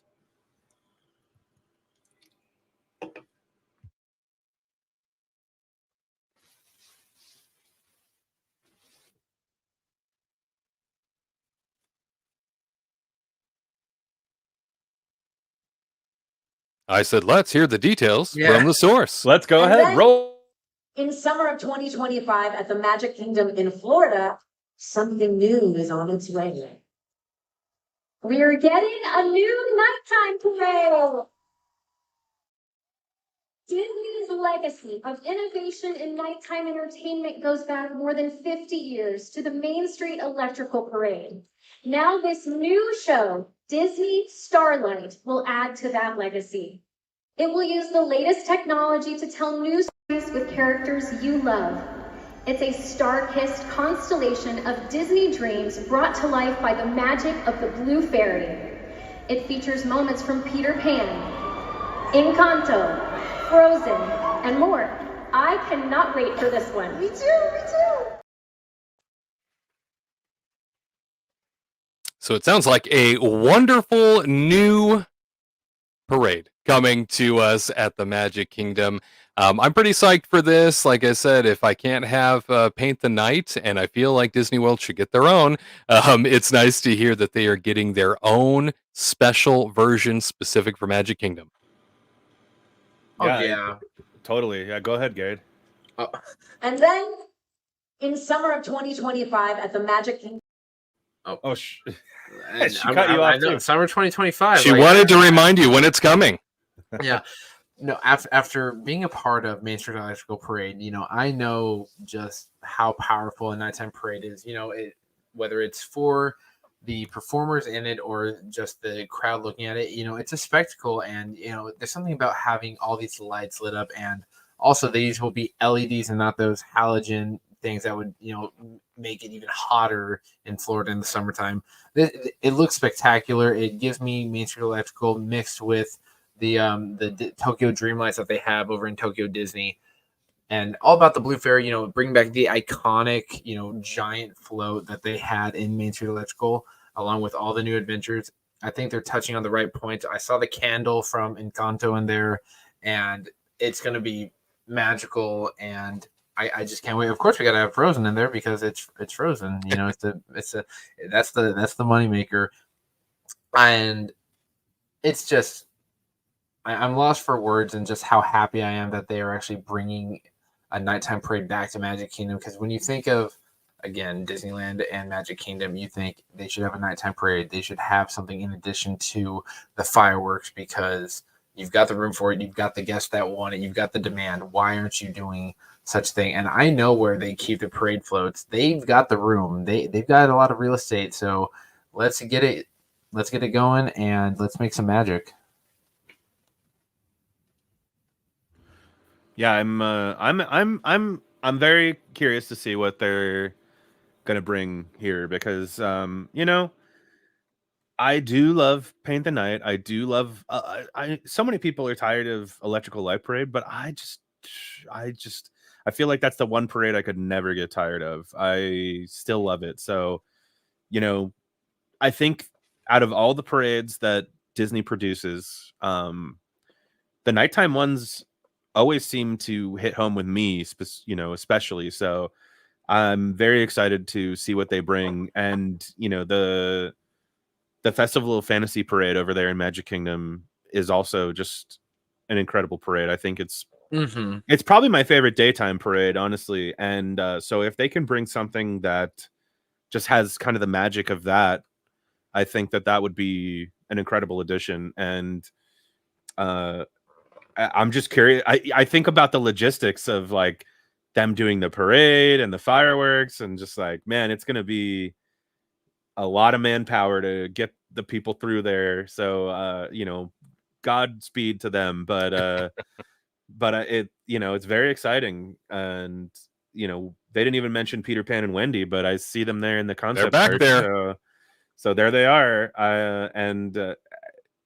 How can you can't have a nighttime parade without Peter Pan, I feel like. Oh, yeah, I feel like you gotta have Tinkerbell lighting up the night sky. I hope that they also go into Pixar, because I think adding some Toy Story in there would be kind of cool, like whether it's the twinkle lights that you know from Andy's bedroom, or that, you know, I think adding Pixar is always a good twist, just because Pixar is, you know, you just associate it with Disney right away, even though Magic Kingdom doesn't really have a very heavy Pixar presence. I think it's just such an iconic brand, and it needs a place to play in this new parade.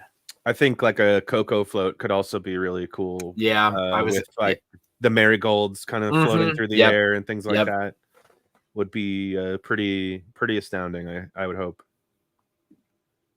One of the other pieces to Disney World's, I guess we'll call it expansion, retheming. I'm not sure what we need to how we need to approach this topic, but what I will say is when it comes to the future of Walt Disney World, there is a lot to be excited about, because a lot is changing. Unfortunately, you know, a lot in terms of that change is related to reinvigorating spaces that already exist and not necessarily expanding out spaces too much. But there is one particular space that is expanding, as we were talking about here just a few minutes ago, and that is beyond Big Thunder Mountain.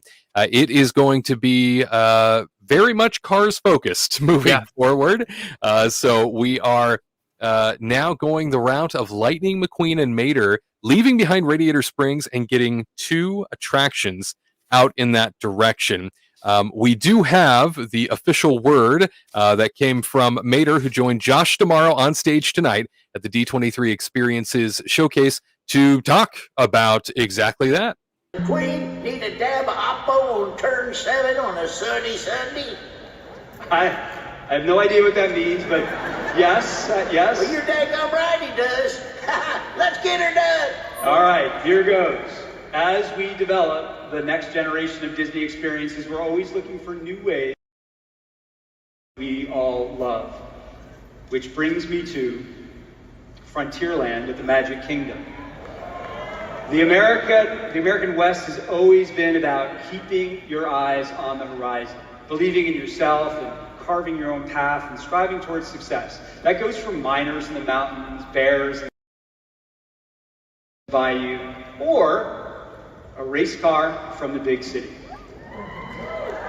That's why I'm happy to announce we're inviting Mater and Lightning McQueen to a reimagined section of Frontierland. We're leaving Radiator Springs behind, and we're heading off into the wilderness with 2 new Cars attractions.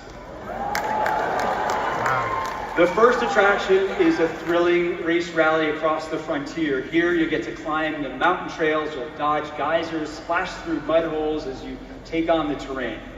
So you better bring your off-road tires for this one.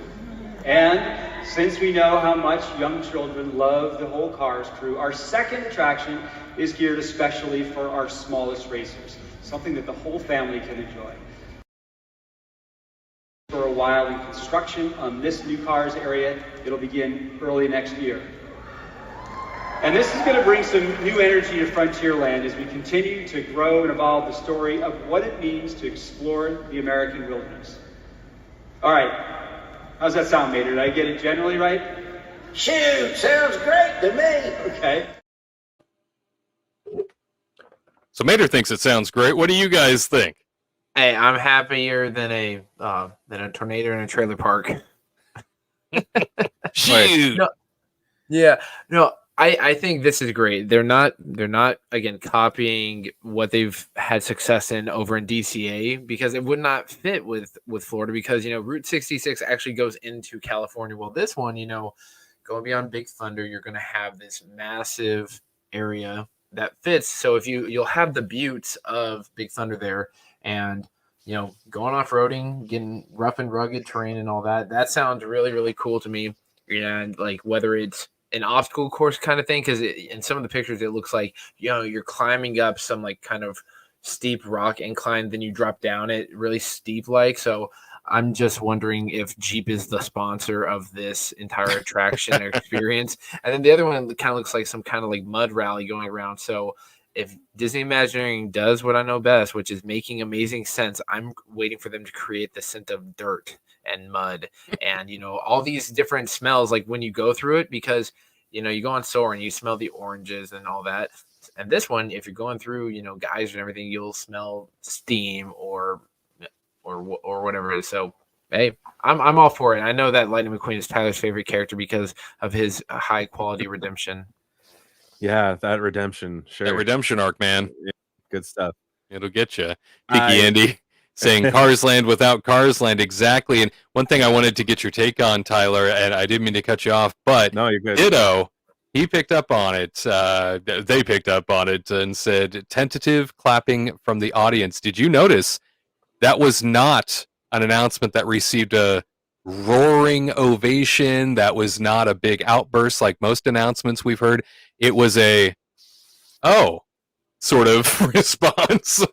Yeah, I mean, that's definitely true. I think because I think the way they announced it was a little bit confusing in the beginning there, because it's like, wait, where is this happening? And I think people were just having more I think just announcing it being part of Frontierland, for the super fans, they're probably like, wait, where and how and will it? I mean, for me, when I think about it, I'm like, will it actually fit in? Like, if I'm when I think of Frontierland, I think of kind of an Old West situation.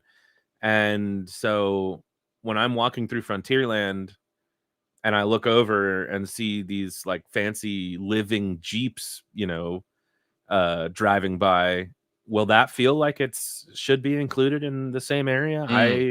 I'm not 100% sure. And the other thing too is like, they go for, I mean, not to say that like Big Thunder Mountain looks like the most real mountain in the world, but I do think they go for realism with it. And so how do we bring the Cars art and the art style to this, living, breathing Wild West? It'll be very interesting to see exactly how they fit this in. And frankly, maybe it'll just be completely separate. Like maybe you won't even be able to see it from the Rivers of America or anything. But I guess only time will tell, because I love Radiator Springs Racers. I think it's an amazing ride. And if we can get another one of those and it's completely different, then I'm all for it. I mean, I think that's kind of been the theme a little bit. Not the theme, but like a big theme of the night is that, yeah, sure, they're taking IPs and they're bringing them to other parks, but they're not just hitting Control C, Control V. They're not just copy and pasting it. They're actually trying to come up with like new experiences, new adventures that will still fall into their same IPs that they really would love to push. And that's exactly what I want. I want them to. I don't want to go to Disney World and be like, why am I at Magic Kingdom when Disneyland is better? I want to go to Magic Kingdom and see things there that I can't see at Disneyland. Absolutely. Yeah. And so that's what excites me the most is, okay, fine, they're building Avatar over here at California Adventure. I'm so happy it's not the same exact Avatar that we have over in Florida, because again, then it's just like, it kind of takes the wind out of my sails. I'm like, well, why am I excited for this if I've already done it a bunch of times over in Florida, you know? So I think they're doing the right thing here of, okay, Cars does really well for us, but let's not build exactly the same thing we've already built. And that I'm impressed by. I'm impressed that they're finally getting that. But I mean, at the same time, it still looks like it's going to be a racing thing. You know, I wouldn't be surprised if it was the same ride technology that already exists for like Test Track and Radiator Springs Racers. But if we can make it a whole new story, if we can make it a whole new environment, then that makes it way more exciting to me. Yeah, well, with it being, in, the great outdoors and not on Route 66, it seems like it kind of fits into the movie Planes that, did not do very well. Because, in that one, they're fighting forest fires in one of them. And it's expanding into this broader world where, these are not the shiny cars of Beverly Hills. These are not, race cars that, like, here we're going off-road and, we're going to be getting dirty, going to be having, like a nature full time. And I'm just looking forward to seeing what is going. I think that one of the reasons why there was that Tim Diff clap was, I think people heard, hey, this is going by Big Thunder, and they thought Beyond Big Thunder is dead. We're not getting the Villains Land. We're getting Cars instead. So maybe that was the initial reaction, because, for years we'd been thinking, oh, Beyond Big Thunder, we're getting the Villains Land, and that's the only thing that can go back there. Not, hey, we're going to build 2 Cars attractions. What I'm hoping is, based on what DSN Land is saying, they're saying I'm scared for Big Thunder because it's a reimagined area through Rocky Mountains and dodging geysers. Sounds like a lot like Big Thunder. So I would just say this: Big Thunder is far too iconic to be messed with. I don't think that attraction is going anywhere. So I want to put your mind at ease. I can't see Disney making that size of a colossal mistake of doing anything to that attraction when it already is an A+ rating to begin with in the book of attractions, right? There's nothing wrong with it. It's great. It delivers the numbers that they need. It's got a great story. There's really nothing more they can do to that to plus it up. Now, the idea of going beyond Big Thunder, reminder, when we go back to what they had originally planned, as you were saying, Garrett, initially they had all these different concepts that they had come up with for what was going to be beyond Big Thunder. And these were lands and lands beyond Big Thunder, not just 2 attractions. So I'm thinking, again, to put your mind at ease, DSNY Land, that these 2 attractions are just going to be more of an extension of Frontierland. Really, then it's going to be, a personality of its own type place, where it was originally potentially going to be Tropical America's Encanto, that sort of a thing. Now we know that that's all going to Animal Kingdom, but I really don't think that Big Thunder Mountain is going to be messed with in all of this. I think it's going to be there in addition to what happens. Yeah, I mean, to go along with everything you just said, it's also just always got one of the craziest lines in Magic Kingdom, and there's no reason to mess with an attraction that is already extremely successful, from a storytelling point, and also has a high guest rating. I mean, the people love it. We all love it. I just don't think they're going to do anything to it besides maybe plus it up someday. I think we could see, a plussing up of the finale, much like they did in Disneyland, like 7-8 years back. I think we could definitely see things like that happening, but just they won't touch it other than to make it a cooler experience. I completely agree. I think Big Thunder Mountain is safe in all of this. If you are just joining us, once again, ladies and gentlemen, thank you for staying up late. I know Garrett will need to bounce soon. You are up much later than the rest of us, and we here on the West Coast are, we're still early. We're still young kids. For you guys are still, popping bubbly while over here we're taking our nap time tea. I will say that this D23 at first, like when they were announcing all the different attractions, I was like, okay, we've heard this more, but as they went into it more and more, we got a few twists and turns, the Avengers e-ticket and all that, and then the random Fortnite stuff in there. I don't know what that's about, but the thing that I'm probably most excited for out of all our group is 13 total Disney Cruise Lines. We'll talk about it probably on another show, but I can now go on a different cruise ship every month, and I still have one more to do. So as time has gone by, I've become more of the cruise line guy. I did get married on a Disney cruise ship where the entire channel, where Wade, Tyler, and Katrina were there to celebrate Ariel and I. But yeah, the cruise ships, that's amazing. I can't wait to hear what else is more. I'm surprised they didn't go into deeper detail about the Treasure and the Destiny, but I guess the Fortnite dances and Deadpool taking over takes Preston. But on that note, thank you all so very much for having me here. Just before you leave, can you just promise me that you'll take me on these cruises with you? Absolutely. If we're going to stay concierge, we're going to get taken care of, and we will one day get the 2-story suite that has the bathroom has the windows that frost over through magic. I don't know how, but no. We should all go in on it and then watch each other take baths. Perfect. Yeah. I want to go last then. Oh, okay. You could do whatever you want. As long as the water's still warm. If not, we do group shower to save water. Kingdom Report After Dark. There's that No Doubt song about taking a bath in somebody else's. Anyway, let's move on.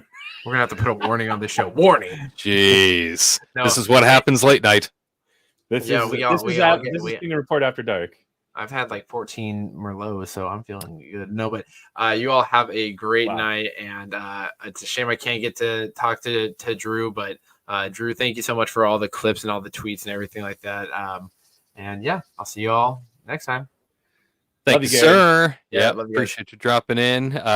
Definitely a night to remember. All the announcements that we have heard so far regarding D23 experiences. Just a couple more to touch on here. And yes, as Garrett alluded to there, if you're staying up late with us as we go through all of these announcements and talk everything that happened, Drew the Disney Dude, perhaps you have seen him on social media. He's been blowing up D23. He's been doing a great job covering everything.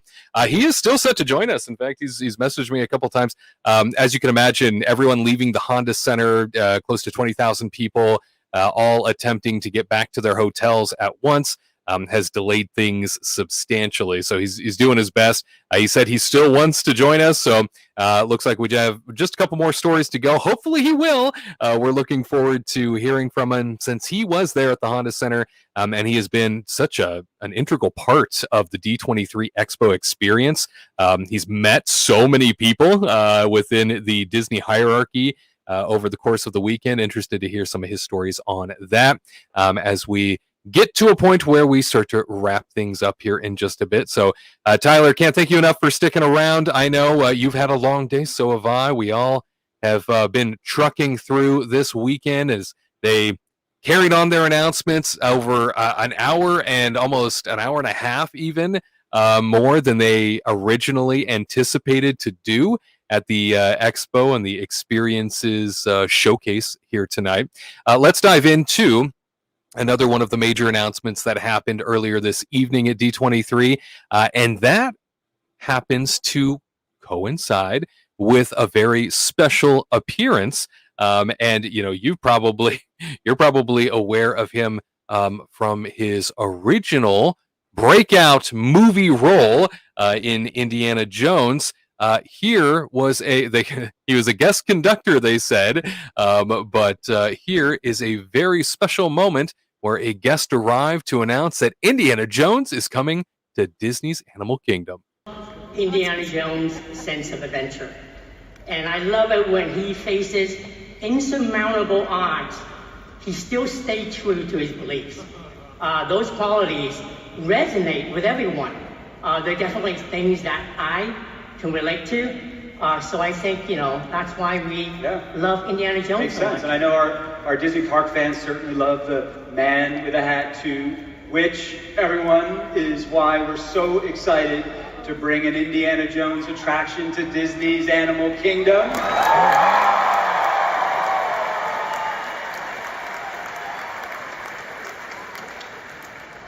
It's amazing. Josh, but I gotta ask you. What's that? Will there be any snakes? Yes.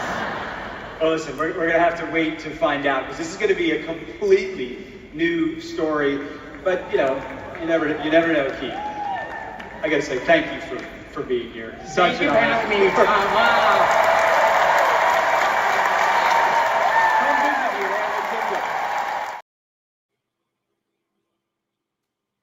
So there you have it, Ki Hugh Kwan. I always have to say his name phonetically, otherwise I butcher it. Coming from Indiana Jones all the way to the stage tonight to announce the Indiana Jones attraction coming to Disney's Animal Kingdom that will take over the dinosaur attraction that we have come to know and love. Tyler, this Indiana Jones attraction, a new story, as they say, will take place, which is great. I would assume it's probably going to be the same track because dinosaur is kind of the same layout as the one at Disneyland, right? Yeah, I'm assuming they're really just giving a big refresh to this attraction, a lot like they did to Tower of Terror over in California Adventure, where they made it Mission Breakout. And so, I mean, not to say that's a bad thing. I think Mission Breakout is an amazing attraction. And I mean, if you look at this concept art here, the front of this building, I think is going to look pretty amazing with this whole new temple get up, a lot better than the Dino Institute with a dinosaur that nobody from a movie that nobody remembers. So I think that this is a good move. I think that this has been rumored for a long time now.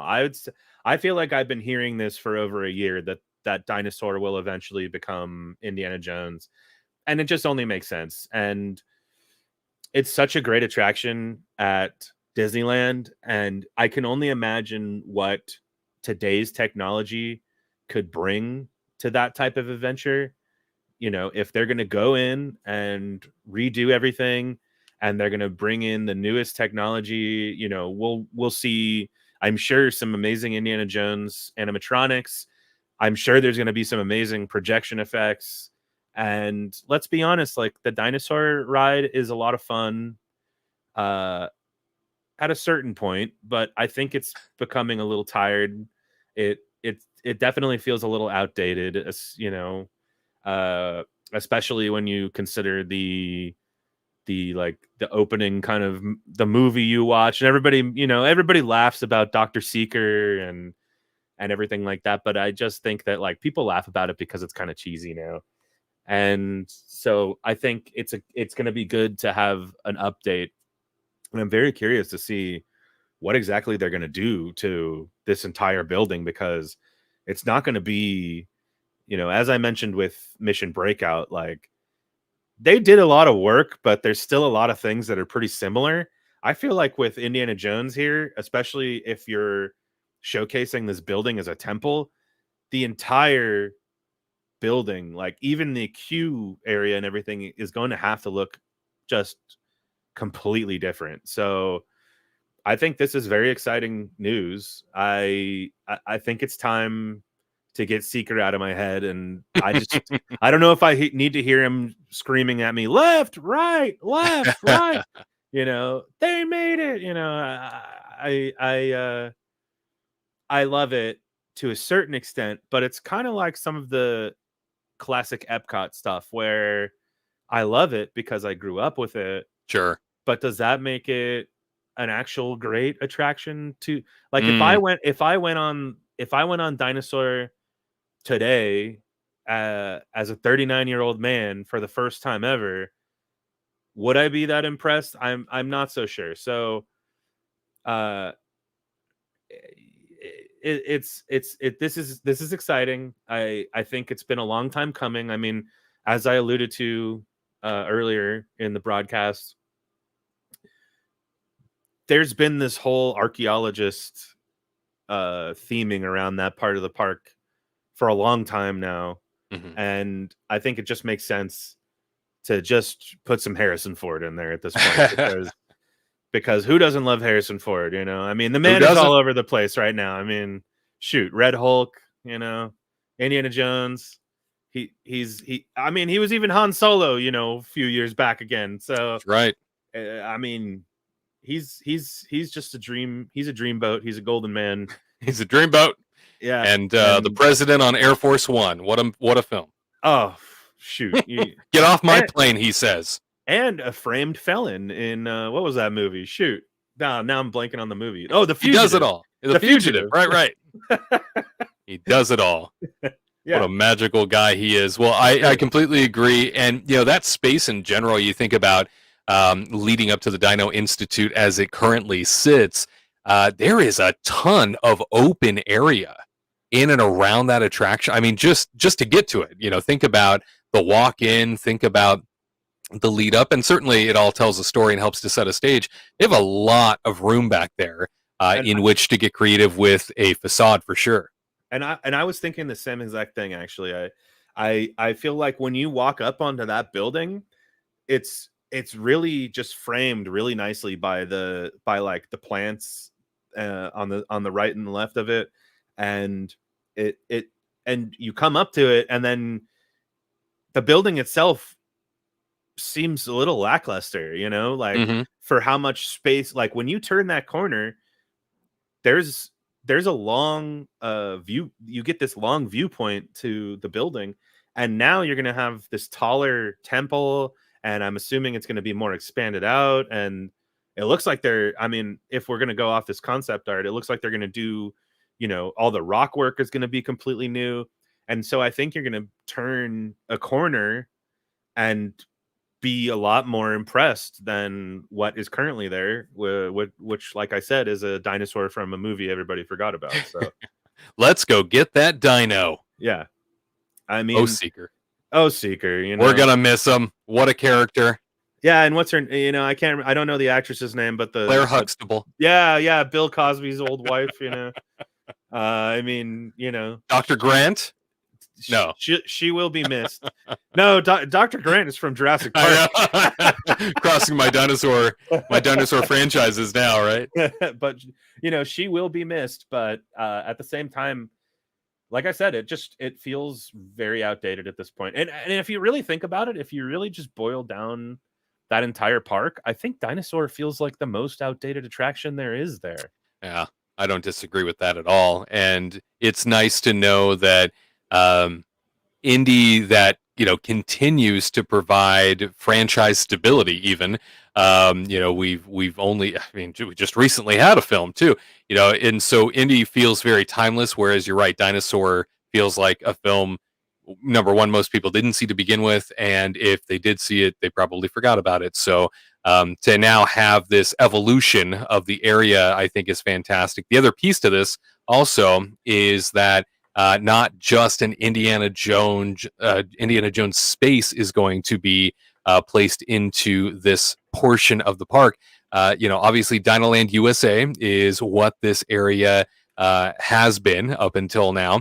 And with Indiana Jones taking over in this back corner of Disney's Animal Kingdom, there is going to be an even greater expansion over the Dinoland USA footprint.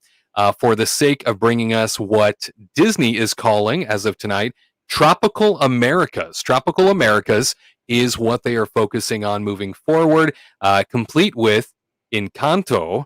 The house from Encanto is going to be a part of it, as well as an attraction.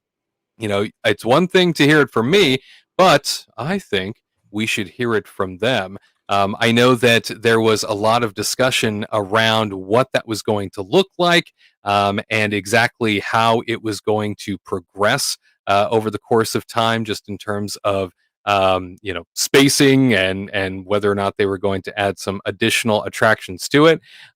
So I'm looking forward to definitely more of the concept art that they said they have planned, and then on top of it, how Encanto is going to play into much, because I feel like Dinoland did this to a certain degree.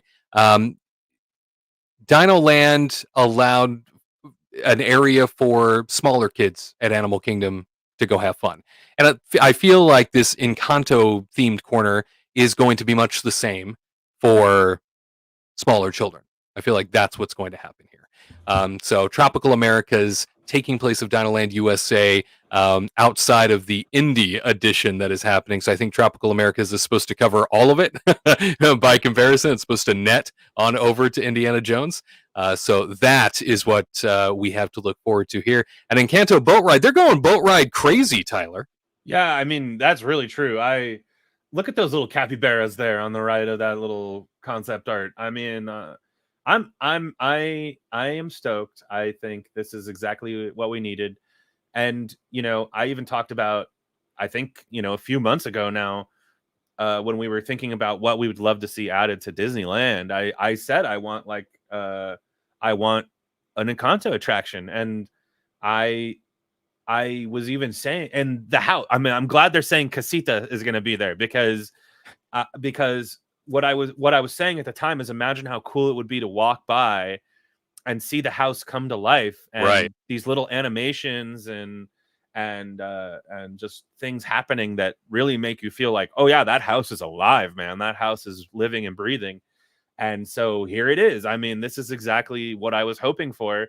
Is it on my coast? No, but am I still happy? Yeah, I mean, I'm stoked. I mean, this is going to be fantastic. And another boat ride. I mean, I think they're going to take, if I had to guess, they're going to take a lot of the technology they've been working on for, I mean, Tiana, Coco, you know, Encanto. I think that even Frozen over in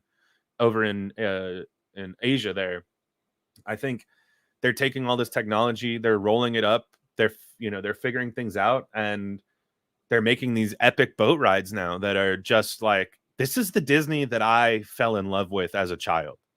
Yep. You know, not the Flight of Passage type stuff. Not to say that's a horrible ride. It's just not as fun to like. I could ride Pirates of the Caribbean, you know, 100 billion more times in my life. Yeah. I don't know if I could do that with Flight of Passage. And the reason is because it feels alive, and it feels like, you know, you're seeing every time you go through it, you're going to see something a little bit different, because you'll catch the show at different times or whatever. And I think that's the fun of it, is we're going to have these expansive worlds coming to life in front of our faces. And it's going to be physical. And that is very exciting to me. You know, I'm going to miss the dinosaur nipples. If anybody knows what I'm talking about, you know, I love the dinosaur nipples. I've never seen a dinosaur with nipples except to when I went to Animal Kingdom, but it's inclusive. It is, you know, it is. That's what that is. You got me with that one. But I mean, that part of the park is very sad at this point. Like, let's all be honest. Completely agree. And it's definitely by far the saddest part of that whole of the whole park. And even when you think about like California Adventure, when they redid, I know a lot of people aren't really fond of Pixar Pier, but when they redid the whole land into Pixar Pier, they really took the idea of just like, Walt Disney always said, like, I don't want my park to be just your everyday carnival. And I think one of the missteps of California Adventure, you know, 1.0 was just like, hey, let's build a California everyday carnival, you know. And I think maybe I'm in the minority of fans, but I think when they built Pixar Pier, they brought a lot of life to it. They made it more unique than just being your typical, you know, Santa Cruz boardwalk type of you know, situation, fairground or whatever. And unfortunately, they did an even worse job at Animal Kingdom here. And you know, they packaged things up in a nice bow. But let's be honest, if you for Christmas, if somebody handed you an iPhone box for Christmas and then you opened it up and there was like a rock inside, you'd be like, well, what the hell is this? And that's kind of how I feel. That's kind of how I feel about like Dinosaur Land or like Chester and Hester's whatever you want to call it, the fair there with there's 2 boxed rides and a bunch of carnival games, and then they put a nice little bow on top of it. Yeah. And so I think the main thing I'm going to miss is the gift shop. I think the best part. Yeah, the gift shop has the coolest theming of all of that entire land. So I'll miss the gift shop, but I think that they'll turn that into some cool Indiana Jones or Encanto thing either way. So, I'm going to be stoked for it. I think this is exactly the life that Animal Kingdom needs, because as much as we say like Hollywood Studios is kind of the park with like less to do, I do feel like Animal Kingdom is sort of a half-day park to a certain degree, unless you really want to go explore those like animal trails and spend some time, like it's a zoo or a museum, and that's perfectly fine. But that's not something I want to do every time I go there. If we have these expansive rides and lands now that are adding to the atmosphere here, I think it's just a win-win. The other rumor that I had heard for so long is that Zootopia would be coming to Animal Kingdom. But I'm glad that we're getting Encanto and Indiana Jones instead of Animal Kingdom. It's getting late, folks.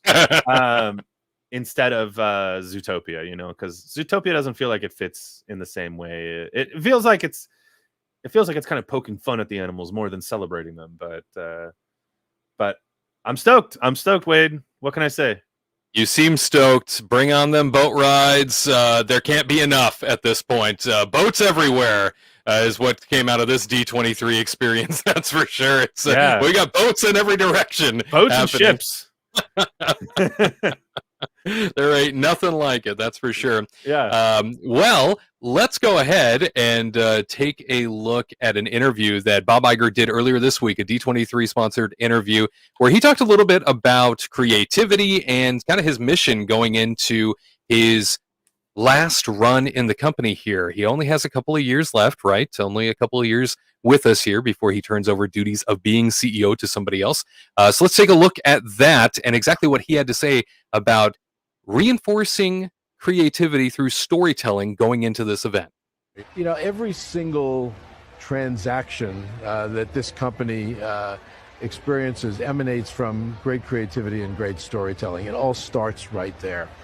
And when I returned to the company in 2022, it was very, very clear to me that we had to put creativity back to basically the center of this company. So what does the future hold? How do you think about the incorporation of things like AI and animatronics and all of that? I think, first of all, it's really important that in a world where technology provides people with these visual experiences that are stunning in many ways and look real, I think we have to remember that the experience of coming to one of our parks is an immersive experience in a physical environment.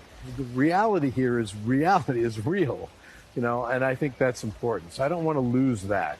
But we also know that new generations of people in our world grow up with these incredible and stunning visual images. And so you have to deliver on that expectation, too. They're everywhere, by the way. Everyone. Hi, Bob. How are you all? The way that we're getting our content is changing. What the consumer is expecting out of all of it is starting to change. How do you navigate that as the CEO? Well, I started at ABC 50 years ago. So I've been in the entertainment business in some form or another for 5 decades. And over that period of time, almost everything has changed. One thing has not changed, and that is the importance of and the power of storytelling and the need for people and the want of people to be entertained. And I think that's probably never been as true as it is today. There you have it, Bob Iger talking about the creativity reinforcement going back into his role as CEO and what he believed the company needed as he returned. As we spoke about a little bit earlier, this idea of going from Bob Chapek as CEO to what we saw last night at the showcase, a standing ovation at the Honda Center for Bob Iger. and how things went from feeling a little hopeless to now feeling a little bit more hopeful. After tonight, no doubt, a lot of people are feeling some hope based on all of the announcements that went on. And somebody who has finally been able to make it has joined us here tonight. Certainly, we've been talking about him throughout the evening. You also heard us mention him today on Kingdom Report Live. Drew, the Disney dude. He's somebody who was hanging out at the Honda Center tonight, which is why, no doubt, he's been so delayed. I cannot imagine what the experience must have been trying to leave the Honda Center tonight. You got 20,000 people all trying to go in the same direction. Drew Disney Dude is his social media. I believe he's back at the hotel now and living his life, doing what he can for the sake of comfort. And I hope he's got some grub in him too. I hope he's got himself to the point where he is nourished and fed and feeling okay. And it looks like he's here to join us. And there he is. What's up? Hey, Drew. Are we living in a real reality right now? Like, did what I just see actually happen? You tell me. You were there. You're the one that saw it with your own eyes. That was. I literally have no words for what I just experienced, man. That was like every single person I'm talking to is just like, they did it, and like there's so much. Even myself, like. One of the most recent YouTube videos I did, I was talking about the language that Disney was using, and they were saying that this was going to be a musical celebration. And I was terrified that they were going to be leaning into the music so much that the announcements were going to be like filler content, if that makes sense. But at the end of that video that I uploaded a couple weeks ago, I said, I want to come back to this, and I hope I'm wrong. This was like one of the times where I uploaded a YouTube video, and I was like, I really want to be wrong. And I was wrong, and I'm so glad I was wrong, because what I just experienced is something that I'll look back on for the rest of my life whenever I'm experiencing all of these attractions with friends and family, and it's just so crazy that it still does not feel real that everything they just announced was in like 2.5 hours, and it was everywhere. Like the friends that I'm with right now, I was saying to them, I want to know who wrote like the layout of that show, because they announced so much stuff and then they went into the Fortnite stuff, and most people don't care about that. Personally, I do, because I've played Fortnite since May of 2018, Chapter 1, Season 4. I love the game. Oh, Drew, we need to play. Yes. We need to play some Fortnite, Drew. That's all. That's all that's coming to me right now. the former creative director of Fortnite, Donald Mustard, I actually want to sign comic from him, so I have a very strong emotional attachment to that game. And I also think that people need to understand the fact that even if you don't like Fortnite, the Walt Disney Company is investing $1.5 billion into Epic Games. So obviously they're going to do this. It's just a part of it, right? But like I said, I want to know who wrote this show, like the layout of it, because to go into the Fortnite stuff and then to come back to that and drop all like what we got after the Fortnite section of this panel was better than what we've got the last 5 years from an hour and a half's worth of content, if that makes sense. I totally agree. From like literally that last 30 minutes was better than what we've got since 2019, which is absolutely mind-boggling. But like literally, I was in the car with like a group of friends. We all went to get Raising Cane's, and now I'm finally ready to talk to you guys. But I was like, we were literally forgetting things that were just got announced in front of our own eyes because of how much was announced. Yeah, I'm literally speechless. And it was funny. I walked out of the Honda Center, and Chris Beatty, he's one of my favorite Imagineers. He's a portfolio creative executive at Imagineering. He's very high up. He's overseeing everything happening at Walt Disney World right now. And I saw him walk up to me, and I just put my hands in the air. I'm like, man, you did it. And his exact words were those announcements good? I'm like, Chris, those weren't good. Those were phenomenal. And he's like, are you going to be on the show floor tomorrow? I'm like, yes, I need to pick your brain. So literally right after, they just dropped a bombshell of the next 5 years worth of plans. From my understanding, everything announced today should be done within 5 years, which kind of lines up with like the pattern we've seen, where you get 5 years and then you kind of get the filler, and then you get the 5 years. So we kind of hit it on the mark tonight, where they were ready to get the train back on track. But man, that was like the coolest thing. I'm gonna consider that my late birthday present, because I just turned 22 on August 8th. So 2 days after, I'll count the next 5 years of projects at the Disney parks as my late birthday present. But I know that you guys have been talking for 2 hours and 45 minutes, but that's like my initial thoughts, is that feels like a fever dream of the best possible outcome. Like, the things that we have been wanting for so long, the Monsters Inc. door coaster, the Walt Disney animatronic, Lion King in Paris. It's like, what? Like, that's all happening right now? Like, how does one division of the Walt Disney Company manage all of that at once?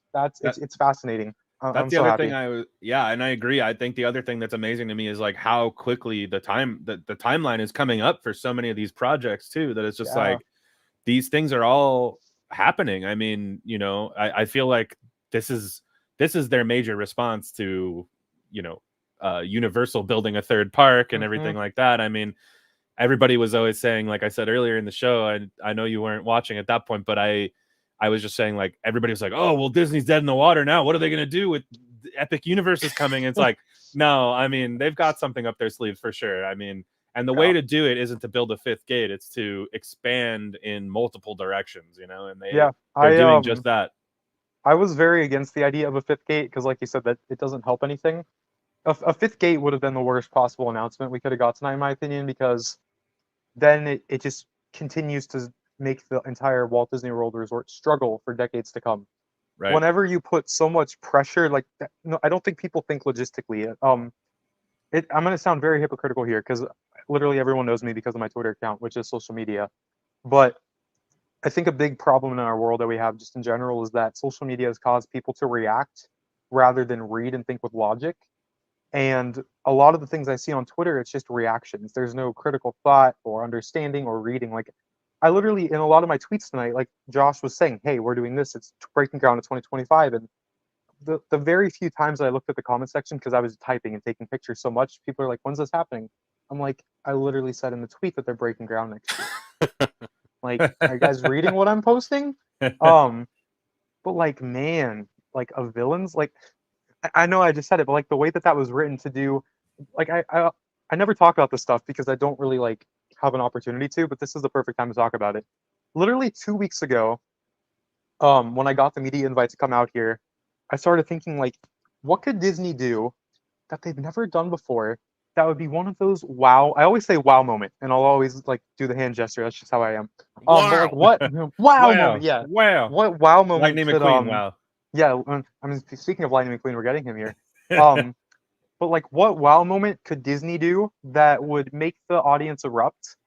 And I've always thought of them doing an idea where Josh is walking off the stage and then having something happen to where the audience thinks the show is over, but then something happens. And tonight we didn't just get that. We got I'm not going to say that word, but we got freaking Villains Land, man.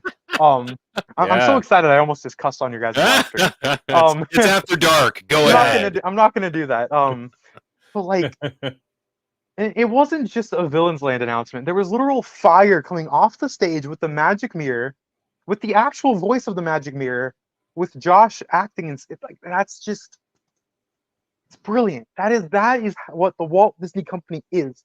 When everyone always talks about the Walt Disney Company being so great at storytelling, not only are all the attractions we got tonight going to be stories, the show itself was a story.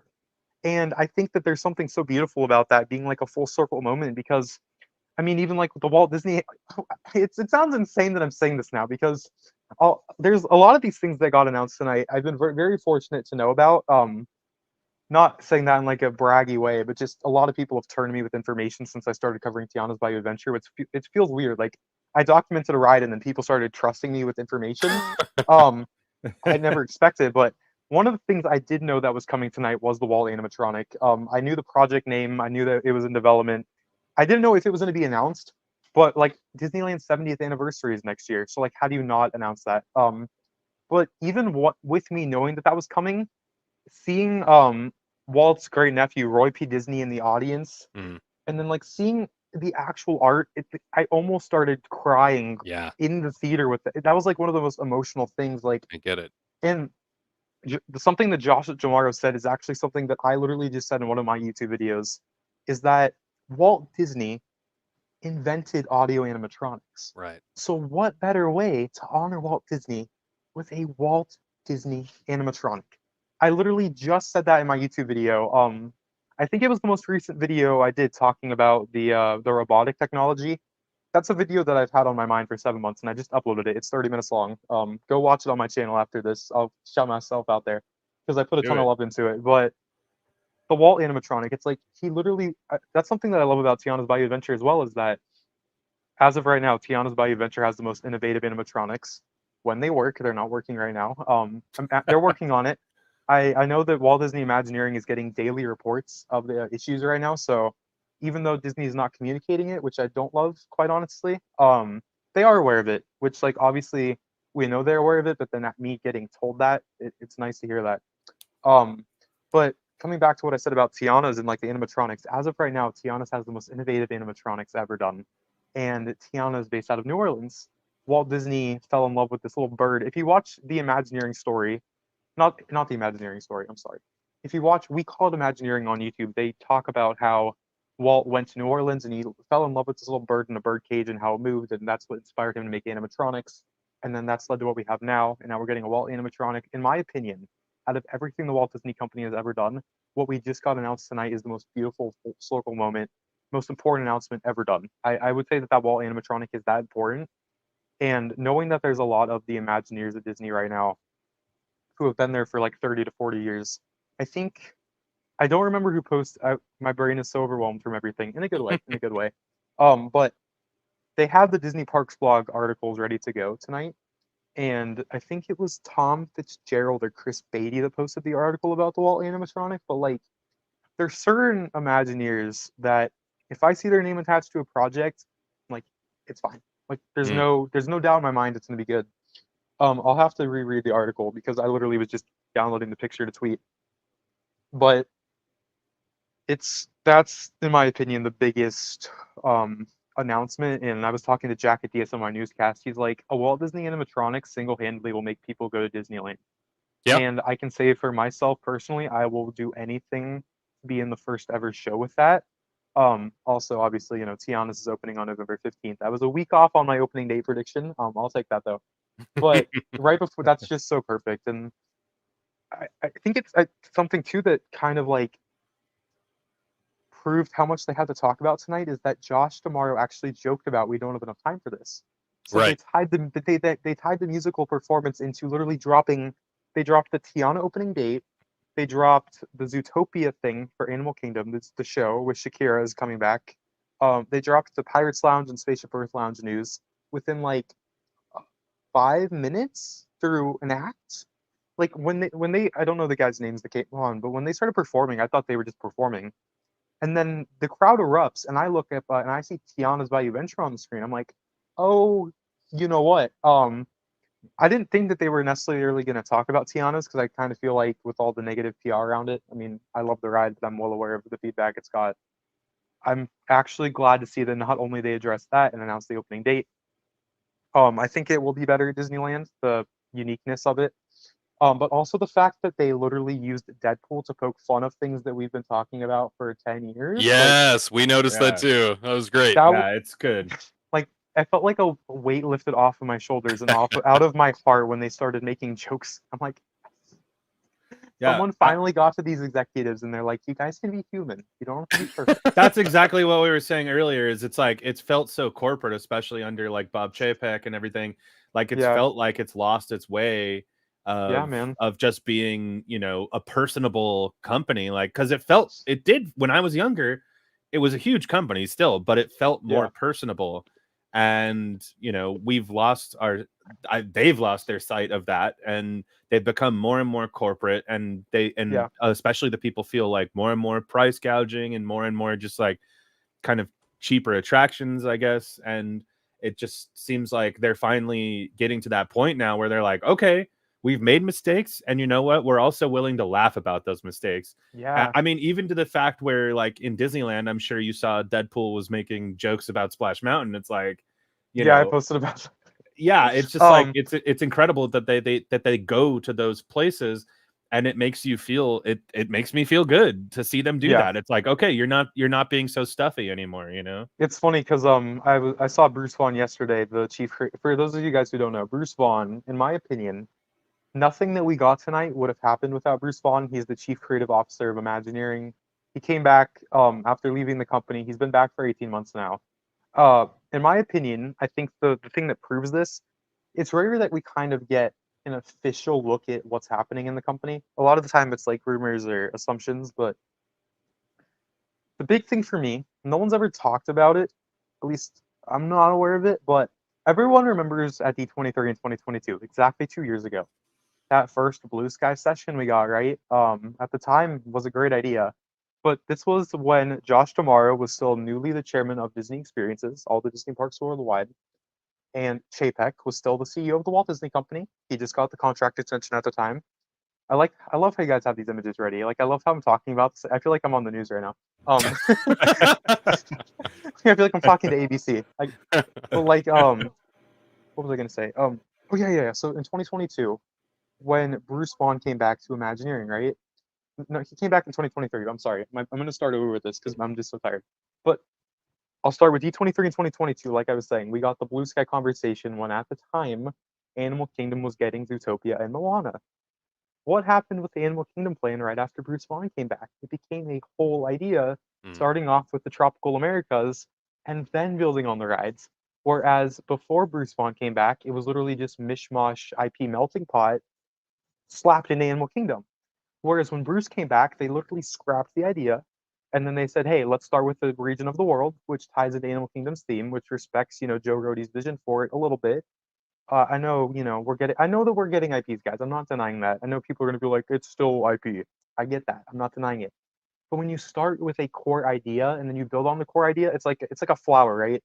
They planted the seed for the flower, and then the IPs, which I mean, I understand the IPs make the money these days. It's just a part of it.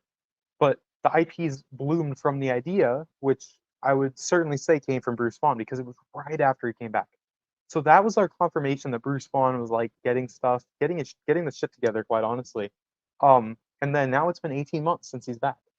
What did we get tonight? The most beautiful outcome we could have got. So, like I said, look back at 2022. Not to cut you off, but I'll wrap it up. Look back at 2022, and then look at what happened once he came back. The shift from the planes says all you need to know. It was right in front of our eyes. That confirms it. Yeah, and I was gonna say it too. Like the crazy thing to me is like when we've gotten like quote unquote big announcements before, in recent years, they really haven't even felt that big. I mean, we were gonna get the Mary Poppins thing and the Play Pavilion and the Mary Poppins thing was just gonna be like teacups. Yeah, exactly, teacups. The fourth Avengers Campus ride they announced tonight. Something that it seems like they're developing in record time because I don't know if it's like an off-the-shelf ride system, but the fourth Avengers Campus ride that we got tonight is a shock announcement.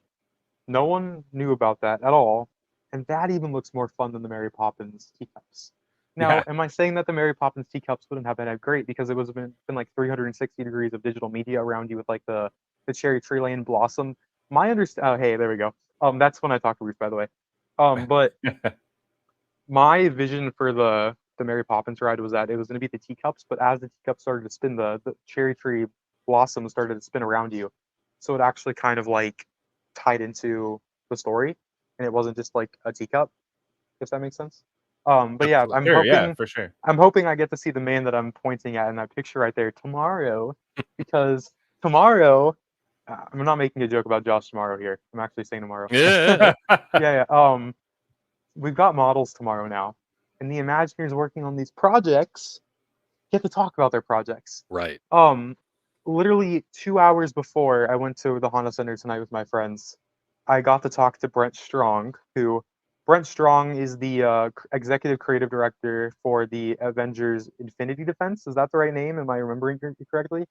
Avengers Infinity Defense. Infinity Defense. That's right. Yeah. Okay. Yeah. Okay. So literally 2 hours before the showcase, I got to talk to Brent Strong, and he's the executive creative director for the Avengers e-ticket. I'm just gonna call it the Avengers e-ticket. We've been calling it that for 5 years, right?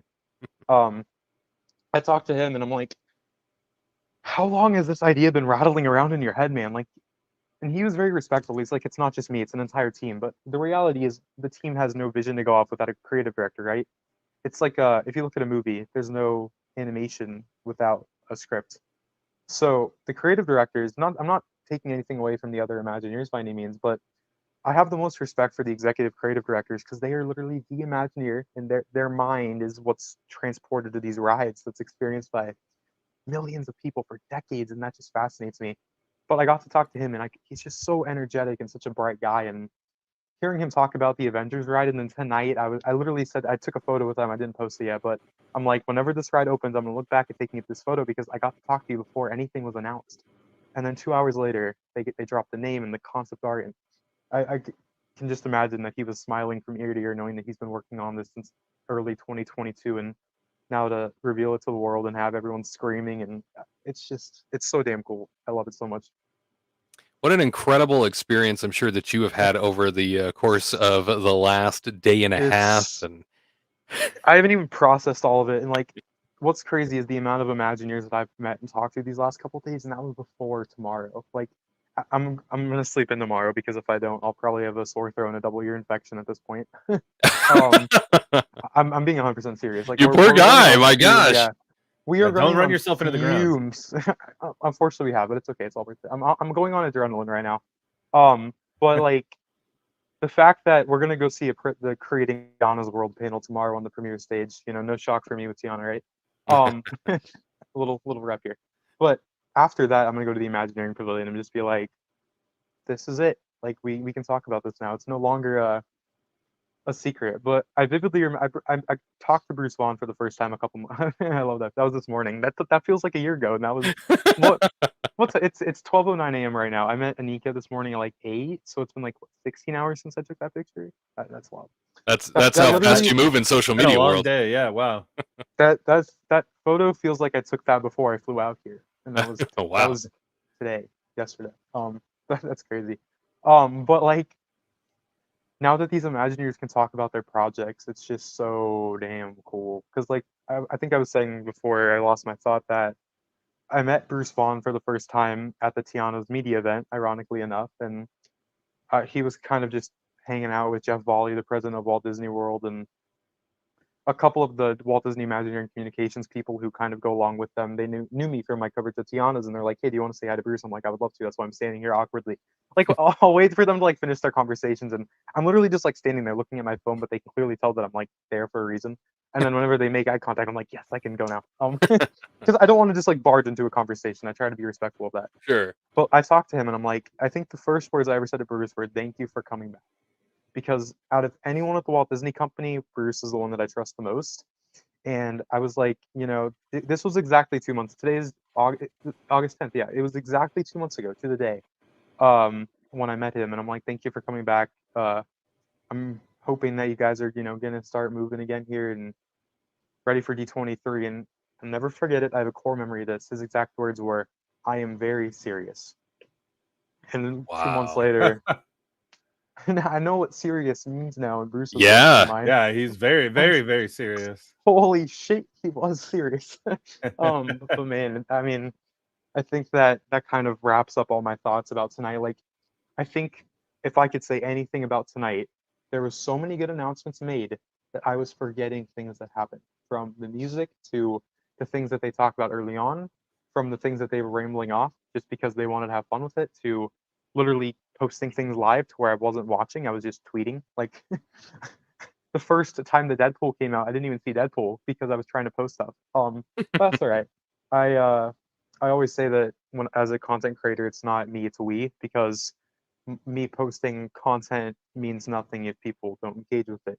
So the fact that people have supported my content for the last, you know, mostly just these last 8 months since I started documenting Tiana's, my pages have exploded. But without that support, me live tweeting and sharing updates is meaningless. So it's like people are like, thank you for your coverage. But I'm like, yeah, but if you guys didn't support me through January from when Tiana's officially opened, then I'm not here today. Right. And even the friends that I'm with in my hotel room right now, I literally had a 2-week heads up to get out here, and they're letting me stay with them for free right now. And that's the only way I'm here. And it's kind of miraculous. Cool. I've had so many people rally around me lately just as the support has been insane. So the fact that I was just able to live tweet that, I'm extremely grateful for it, but it's not just me. There's so much going on. I mean, it kind of lines up with Imagineering, right? There's so much going on behind the scenes that we don't know about. Even these last 4 days of my life, there's so much going on that no one knows about. But the next 5 years are set, and I'm ready. So that's my first thoughts after having a little bit to process it, and eating for the first time in 16 hours. I think helps too. I don't know how. I'm glad you're sitting, because I was going to say I don't know how you're standing. I remember when Bruce Vaughn was brought back, it did a show in particular that covered the topic in depth because I saw it as a realignment of the Bob Iger 2.0, I guess we'll call him. The second coming of Bob Iger, the realignment of chess pieces for him. Bruce Vaughan was in conjunction with Bob Iger for the longest time, his creative powerhouse. And when he was brought back He's one of them. Absolutely. Well, yeah, he was the tip of the spear in a very top heavy at the time, especially very top heavy group of Imagineering. And it was, I'm sure, a lot of egos to have to navigate. You can't imagine what that life must be like.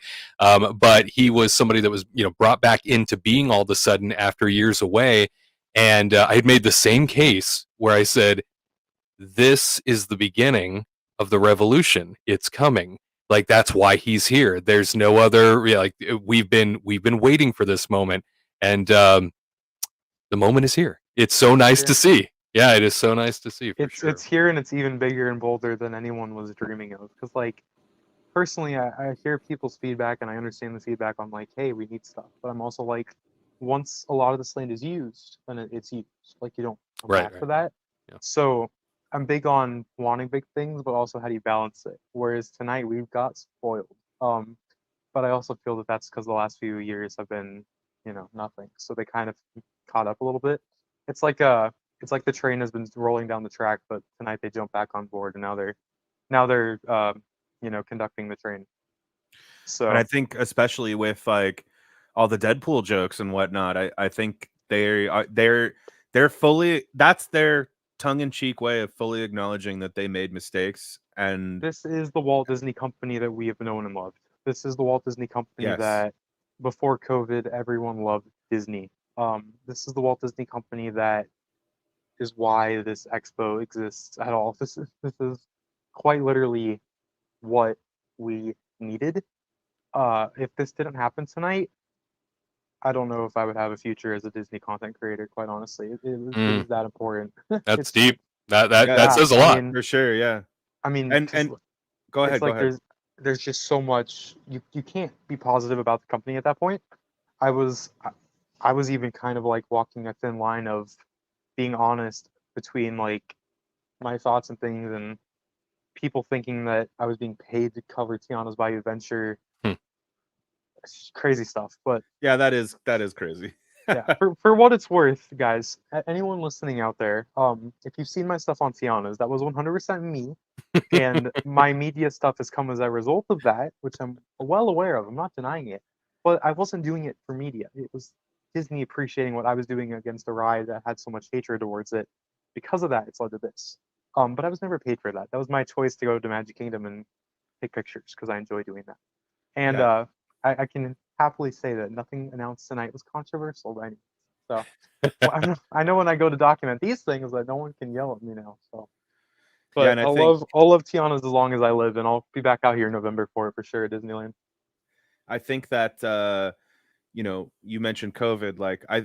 I for me, I felt like before COVID, I was saying things like, "Oh, this is the best time to be a theme park fan." Yeah, I was super excited about everything that was happening on both ends, on multiple ends. Universal, Cedar Fair, Disney, and then things came to a screeching halt, and a lot of stuff just felt really disappointing for many years there.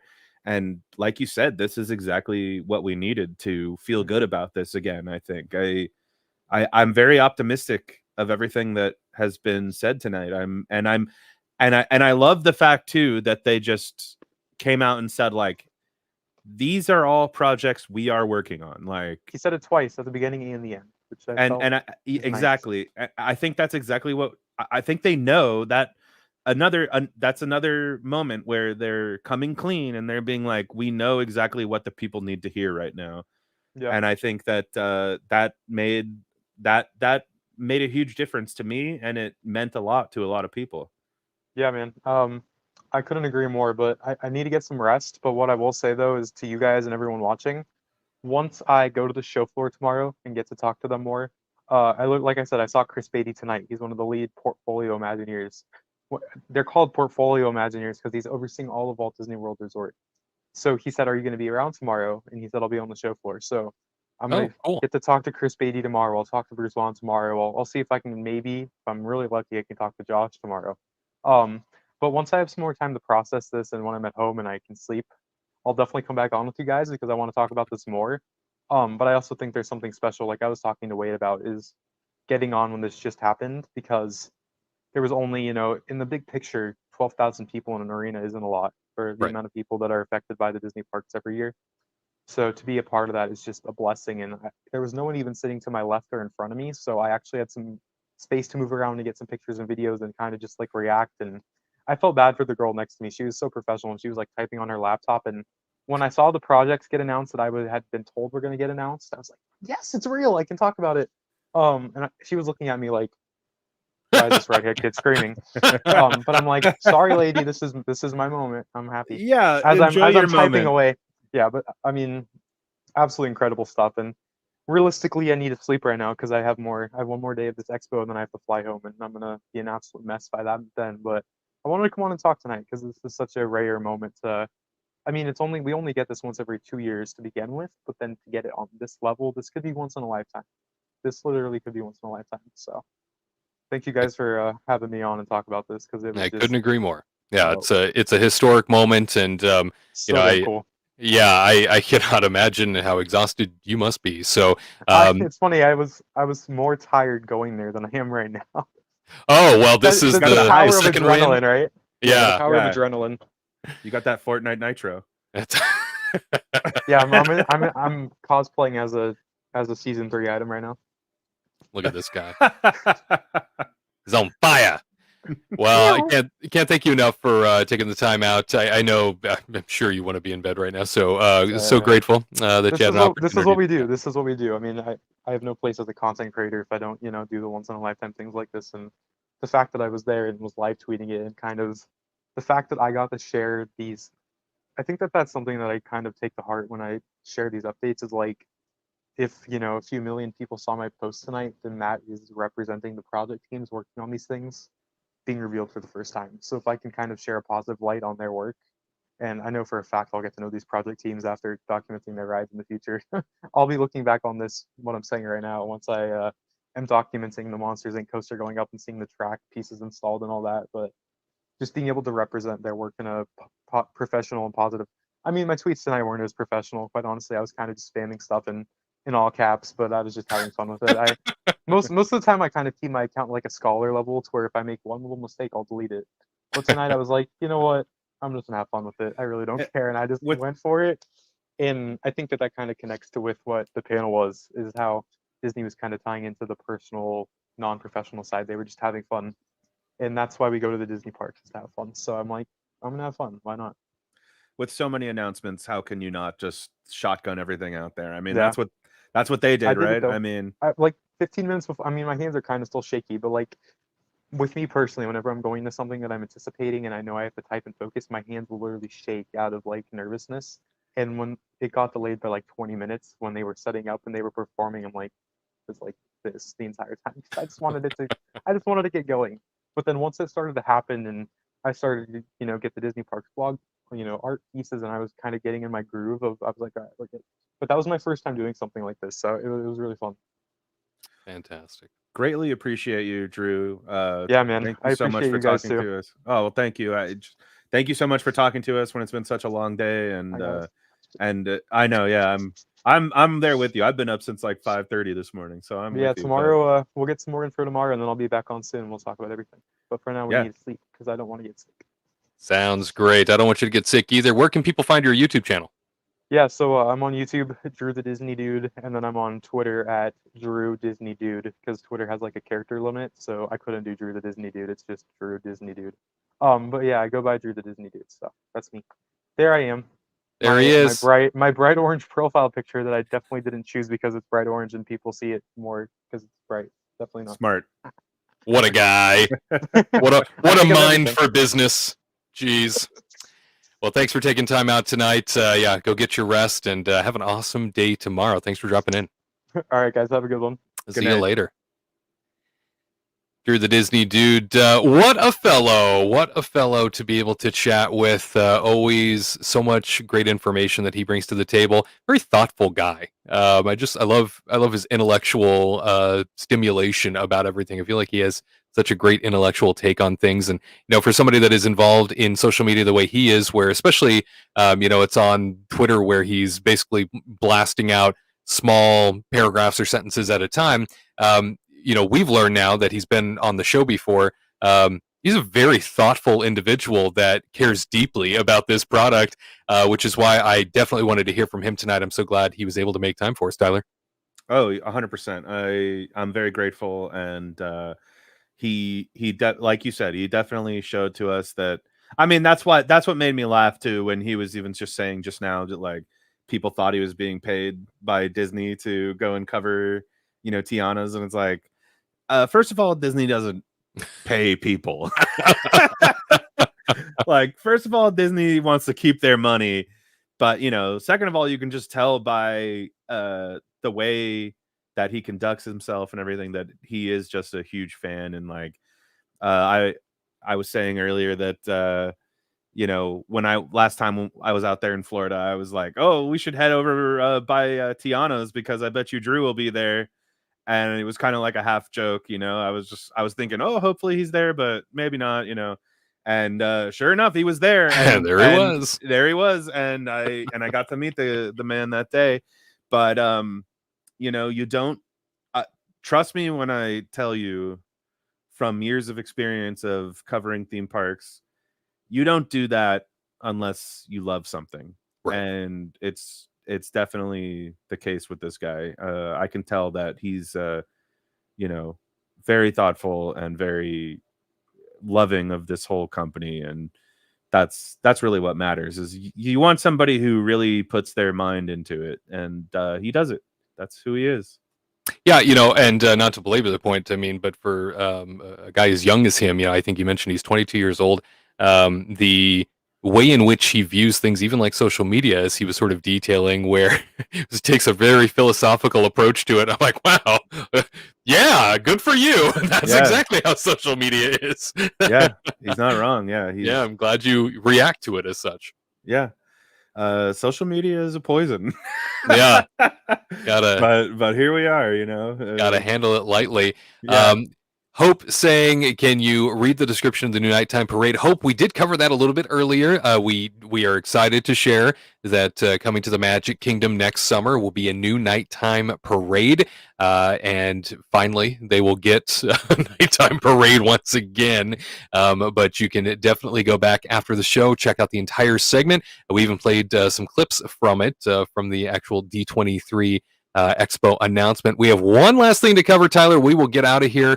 Thank you so much, by the way, for sticking around for this supercharged episode. It's been fun. Yeah, I'm tired, but I'm also sad for it to end. I've been having a good time. So you'll always remember the night of the Disney Experiences announcement 2024. It's true. I will never forget. Truthfully, I had no desire to go to D23 this year. I really didn't, because it's a very stressful experience, to be honest. At least in the past, it has been. And, but then I see a lot of friends that I know out there having a good time, and I get a little bit of FOMO. And then on top of that, like seeing the park announcements, I do kind of wish I was there, but at the same time, anyway, I'm digging too deep into that. But I think that this was probably. I wish I could have just gone to the parks panel, and not done anything else. You know what I mean? I feel like the whole point here that I'm trying to make is that these announcements have been the best park announcements they've ever made at a D23. I feel like. I completely agree. I think this is bigger and better than. We're building 2 Star Wars Galaxy's Edges. I think just in terms of satisfaction, the delivery piece, and then as Drew was saying, I had the opportunity to watch via a bootleg stream the entirety of the event, or I should say most of the event. I had to, obviously jump on here as it was still happening. But as I was watching it, and as Drew alluded to, this may have been the finest produced D23 presentation I've ever seen. This was so well choreographed. This was so well condensed. This was so entertaining, and it was so creative. Go ahead. I was just gonna say, by comparison of what we saw in 2022, whereas Josh D'Amaro flailing a bit, like it was, I almost felt bad for the guy. Like, I could tell he was excited, but I could tell other people weren't. That came out on stage with him, or like they were nervous and nobody really knew what the future held, and it was all blue sky and nobody was certain to really share specific details, and it just felt weird in 2022. Yeah. Whereas this time around, this was the best produced D23, and that's why it's a shame this was not live streamed. Everyone should have seen this. Yeah, this was spectacular. I still can't believe it. I guess they're trying to, what they really should have done? This is how they could have, Disney loves to make money. They could have done it this way too. They could have just had a virtual pass. Like, yeah, I don't know why they didn't do that. Like, hey, you want to watch the announcements live? Like, pay $15, $20, and you get a virtual pass and you can watch the live stream. Like, I'm just very confused why they, I guess they're just trying to create more FOMO. Like, I was, I don't know. I guess that's probably part of it. But I mean, I think they know that the parks panel is the thing that really people care about the most, at least the big fans, Sure. And I'm kind of shocked. Like, for example, like BlizzCon has kind of fallen out of grace, in the last years, but there was a while there where it was like a huge thing where they were selling even virtual tickets. And I just am surprised that they didn't try and do something like that. Because it's a shame that they didn't share. I mean, they rented out an entire arena, and I mean, that goes a long way to make the production even greater, because in the past, when they've done these big panels, literally they just set up a stage in a giant room, right? That really was meant to be a convention hall. It's just an extended convention hall. And so at a certain point, you really can't make that very epic. And I think that they really did a good job at making it feel very epic. And honestly, maybe I want to go to the next D23. I don't know. Now but realistically, they gotcha. but realistically, I know, sort of. But realistically, like Drew was saying, right? Like this is the next 5 years of Disney that they've announced tonight. So what could they possibly announce at the next D23? Yeah, what's going to top this one? That's going to top everything. So I feel like I've just kind of missed out on this year, because it just seems like it's just been such an incredible night. And I know they came out with the concept art for this is exactly where I think Avatar is going to go. Speaking of what I was just about to say, amen. They came out with that concept art for Avatar, and I think a lot of us were afraid, like, oh, is it really going to look like that? Is it just, I hope it's not just a recreation of what has already happened in Orlando. And to their credit, they're doubling down, and they're like, no, this is it. It's based on the second and third movies, right? And it's not going to be the same experience that you've seen before. And that's just exactly what I want to hear. That's exactly what I want to hear. If you're going to build another Avatar, listen, Avatar isn't my favorite IP. I think it's fine. But I do think that Pandora is pretty cool. And if we're going to build another Avatar, I just really don't want it to be another Pandora. So thank goodness they are doubling down on that, and they are ready to give us a new ride, a new experience in the same world that we've already been to, but it'll feel different because it's going to be in a different place, and I think that's exactly what they need to do.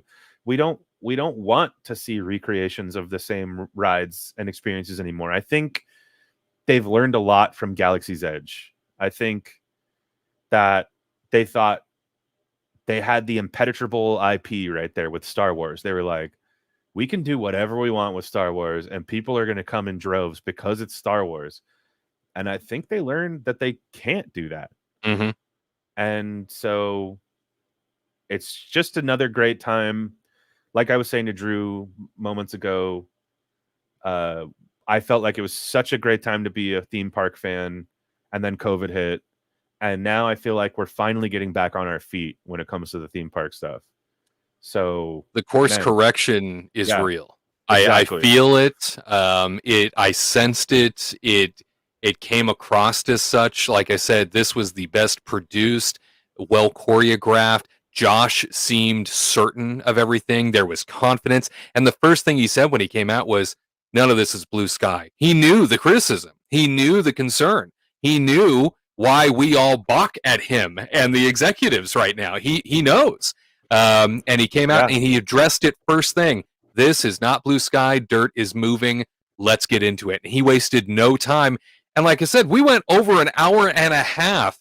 They did, rather. They went over an hour and a half of time that they expected to deliver all this in, because they had just so many announcements. And they kept offering up bigger and bigger ones towards the end. It's just an incredible course correction moment. It feels historic for sure. Yeah, 100%. I'm excited. I didn't think I would say that necessarily.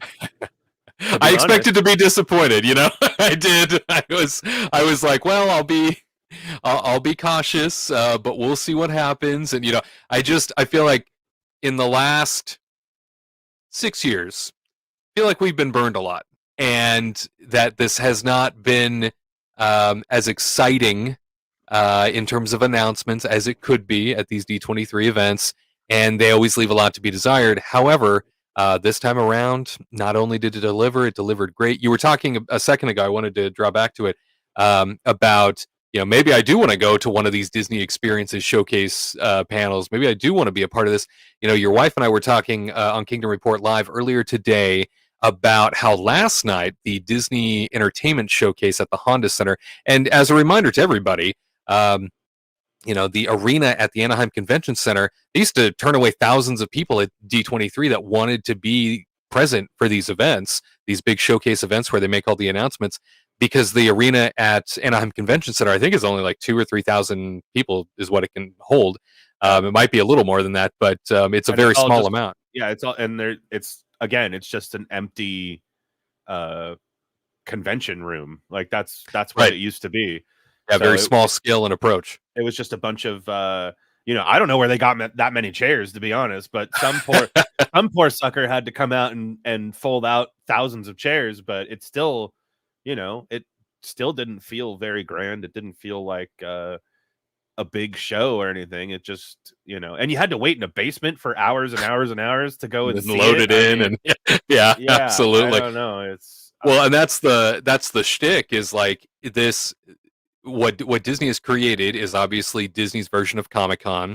It has become bigger than I think they ever anticipated it being, and then they bit the bullet this year, moved everything to the Honda Center down the street in Anaheim, and now can accommodate, I think, with a concert setup, it's close to 20,000. And so last night, and this is getting back to what I was saying and talking with your wife today on Kingdom Report Live, we were discussing the crowd dynamic, and she was talking about FOMO. You two are one and the same every time. I get you separate, you talk about the same things. Well, I think it's hilarious. I think we have similar conversations, but that's probably why. Yeah. But she was saying that she had the FOMO now. She was like, I feel like I should have been there. Like these events, like and look how spectacular it felt, and there was just such a grandeur to it all. And I said to her, I was like, I saw a video last night that somebody posted from the cheap seats, the nosebleeds in Honda Center. And they did a pan from left to right during the middle of the presentation. They were at capacity at the Honda Center. Oh, yeah. I don't know if you're talking about that Sean Ranks the Mouse video. Yeah, that's correct. Yep, that's the one. Yeah, Sean Ranks the Mouse. I mean, another good dude out there. Another great dude. But yeah, I mean, they were all the way up in the nosebleeds, and yeah, that panning, and I was like, wow, that's incredible just how many people are there. I mean, and how many did they did they, because I know it was by reservation, how many reservations got declined? How many people wanted to get in and could not? And so this led me to saying to Katrina earlier today, are we on the road, if this demand exists and we're seeing it, are we on the road to an Angel Stadium Disney Experiences presentation? Wow. I mean, maybe. And you like, I can envision Josh tomorrow running out onto the field, you know, onto first base, throwing the first pitch, right? Would just be an incredible sight. Yeah, I shoot, and they could like have a bunch of fireworks and whatnot. I mean, I could see it happening. I don't think. How's that for viability? Yeah, I don't think there's anything out of the question at this point. I think that, you know, D23 continues to be a behemoth, and it continues to, unfortunately, not be able to accommodate everybody. And it's just it's sad, because that's the thing too, is I get this FOMO, right, about the parks panel. But would I have gotten in? Would I be more upset if I like bought tickets and like tried to get in and it didn't work out? And you know, that's what's happened to us in the past, right? Is like we've gone and it's like it turns out the only thing we can do is like one side panel, you know, that not that many people wanted to go to. And and waiting in line for the merchandise and stuff. I mean, come on, I'm sure you've seen that Star Tours speeder. Yes, with the it has a screen. It's a full like replica of the speeder from Star Tours for anybody who hasn't seen it, and it has a screen in it that plays the original ride. And I just think that's such an incredible idea for just such huge fans. But would I get one? You know, like that's what, you know, that's what, and then I just have it's just a lot of anxiety. And, you know, you even saw Drew, like, who has this amazingly positive outlook, but at the same time was saying like, oh, his hands were shaking and stuff. And like, that's how I feel when I'm there. Like it's anxiety ridden, you know? Yeah. But, shoot, they need to sell some virtual tickets. I feel no like kidding. I feel like that would be a good way to make a lot of people happy, but maybe they're afraid that too many people just wouldn't show up and just buy the virtual tickets. But I just still have a feeling they would sell out either way. I mean, you know, put it on pay-per-view, whatever you need to do to allow people to be a part of it. And, you know, if you want to make money, so be it. But that's the way to do it, I guess. Well, the one last story that I wanted to touch on before we get out of here is the news that Disney's Hollywood Studios is welcoming a Monsters, Inc. land into its theme park.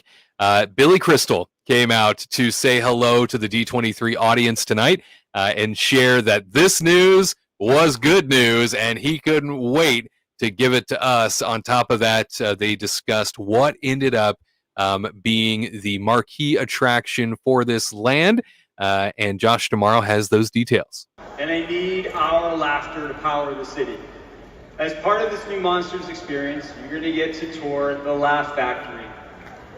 I don't know about all of you guys, but the first time I saw Monsters Inc., all I wanted to do was zoom through the door vault like Mike and Sully, right?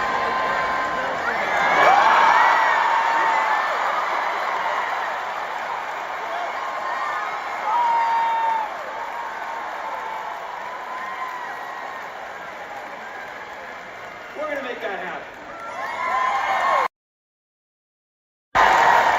You are going to go into the factory and experience the first suspended coaster ever in a Disney park.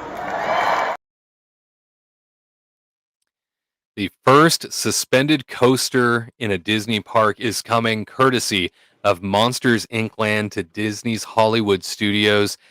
Tyler, this land, this IP, getting its own land, this is a long time coming. I do recall a throwback to when Disney California Adventure was being reimagined initially, a big concept relating to a Monsters, Inc. land was being pushed forward. Sounds like this is now no longer California Adventure's future. It's Hollywood Studios. Yeah, you know, And it would have made a lot of sense, especially because that whole Hollywood backlot area of California Adventure is a little bit lacking. Let's all be honest. You know, the best thing they've ever done there is Mad Tea Party. Come and fight me. But I feel like this is a no-brainer. This makes a lot of sense to me. I'm a little bit surprised. Like, I guess they still do push like Monsters Inc. with like the television show that comes out on. There's like 2 seasons of the show on Disney Plus, right? But I'm a little bit surprised by the by the IP they chose. but also, I mean, come on, how could you turn down this ride? I mean, this seems like such an incredible idea. And I mean, they show here, you know, in the concept art, like Boo and Sully and Mike are all there on the door. And I just, again, as I said, like, wow, almost like 3 hours ago at this point, they make great Disney. I think Disney is the best at making roller coasters that have amazing story and effects, and just like they make you feel enveloped in something that, you know, like a roller coaster at Six Flags is just like a big steel monster. You know, they add something to it here at Disney. And I think that if we're going to be going through these door corridors and just seeing everything moving around us, and Mike and Sully to the rescue off on the side there, I mean, I think it's going to be incredible. I can't wait. I really can't wait. I think it's going to be such a plus to the park. I think the park needs more. And that animation courtyard for so long now has just been pretty sad. I mean, let's be honest. It's kind of like Tomorrowland and Disneyland, right? Where they just like, they have a Star Wars building at the end of the courtyard, and right, like, and they have Disney Junior off to the right. And then other than that, like, and maybe now we know why Little Mermaid has been closed since COVID. Like, there we go. There might be a connection, right? Maybe that whole building is going to be demolished, or at least converted into something else for Monsters Inc. Well, look at that concept art, the top photo there. You see the Laugh Factory, how easily converted one of Hollywood Studios sound stages could be for for that type of a, like it's the same box shape and everything. I get it. I get why they why they would put it in that park. It's a simple thing to move into because the structure's already built, you know, for the marquee I guess housing piece of what, you know, is going to, what do they call it? The weenie of the land, right? The one that the weenie that draws you into the land. And so that building already exists multiple times in their park. They just get to choose which building. For sure, yeah. And you know, the other thing about that concept art is I see a Harryhausen like, yes. I don't know if I want to call it like a logo or the entrance basically to Harryhausen, which some sushi. Well, let's hope we get some freaking bomb sushi, or, you know, let me get some tempura or some, I don't know, tentacles, or I don't know, you know. Yeah, could you? I mean, I can just imagine they're gonna sell like calamari there and stuff. That's just gonna be amazing. I'm just excited for more. And honestly, too, like Hollywood Studios, I mean, they have some decent restaurants there, but it needs better quick service. I think that's what is really lacking. Yeah. And if we could get like a really good quick service with some amazing Asian inspired food, I would love that. That would be a nice to have for sure. Bring it on, DSNY Land saying they're bringing back the Little Mermaid show, though. It is in development. I do recall hearing that now that you mention it. That's right. It was out of sight, out of mind for me, but I remember reading that, and now hopefully we will see it back soon. But I do think that animation courtyard, I get the feeling that's where this is going. That animation courtyard going back will be the sector in which Monsters Inc. Land comes to life. And I briefly mentioned earlier, too, that like, could we be seeing the end of Rock and Roller Coaster with this? And I still think it's a possibility, even if they build this in Animation Courtyard, because that building is literally right next to Animation Courtyard. I mean, let's not forget behind, I think you're right. Let's not forget behind Rock and Roller Coaster, you have a much less visited Lightning McQueen racing experience. Yeah. Remember that? And that building, that's a soundstage building. That's one of those that they can easily make up to be the laugh floor. And it's a big space with just a couple of huge set pieces for what they do now as like a show, easily convertible. So, and if it pushes back behind Animation Building, then I can imagine that space gets gobbled up as part of the laugh floor. And that way we don't lose a classic roller coaster type ride with Rock and Roller Coaster. I feel like Hollywood Studios could really become, the thrill park. I feel like that could really be the place for the thrills if they wanted to go all in. But yeah, God, I hope we don't lose Rock and Roller Coaster. I think that's exactly what they're going for. I think they have always pictured Hollywood Studios as something more for the adults than the children. I mean, if you think about it, there really isn't that much there that, the kids are going to be into, besides maybe like Mickey and Minnie's Runaway Railway.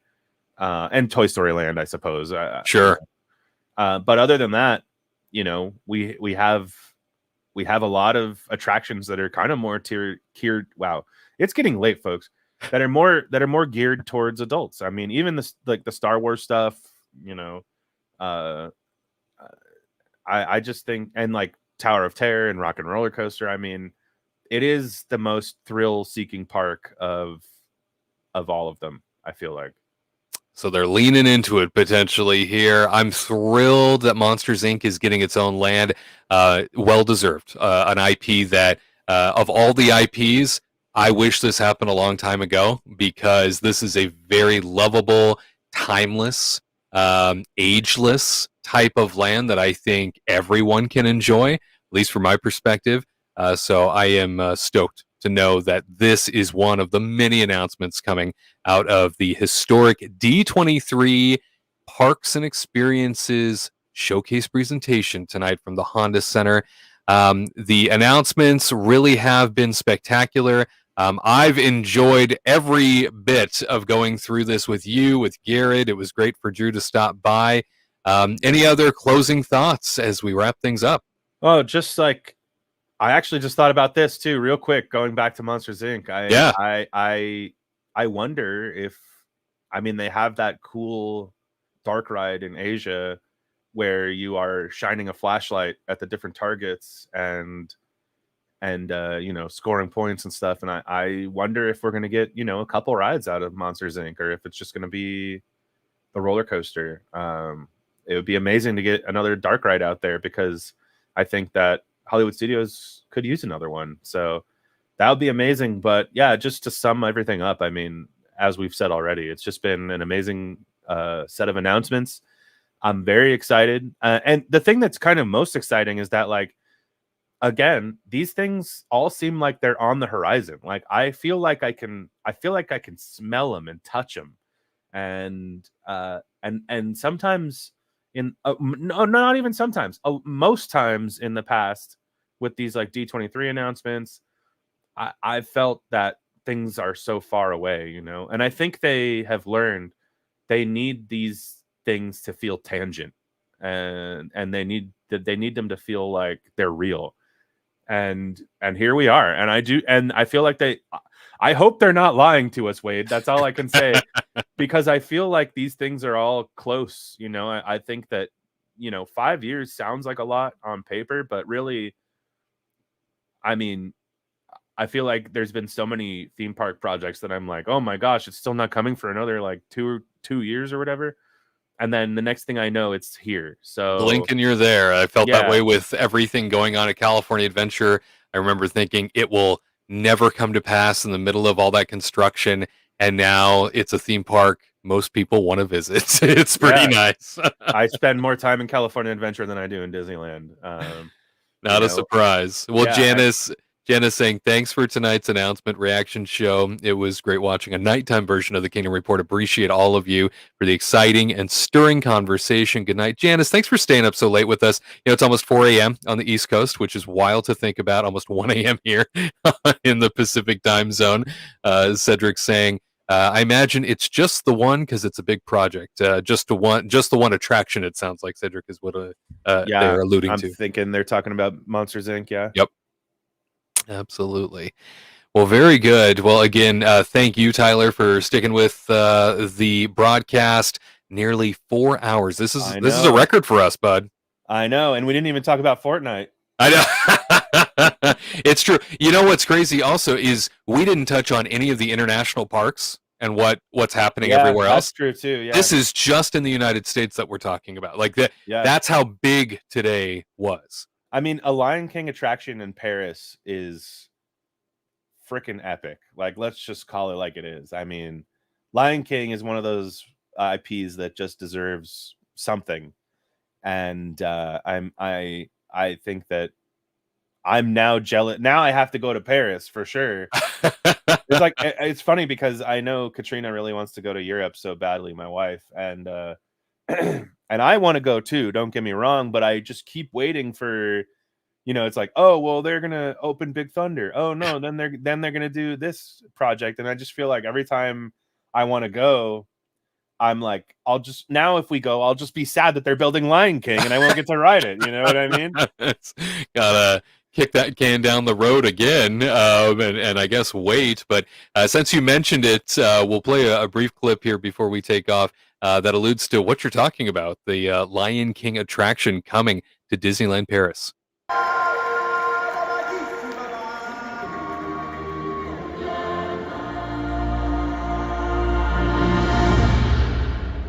That's right, everybody. We're creating a major new Lion King attraction for Disney Adventure World in Paris.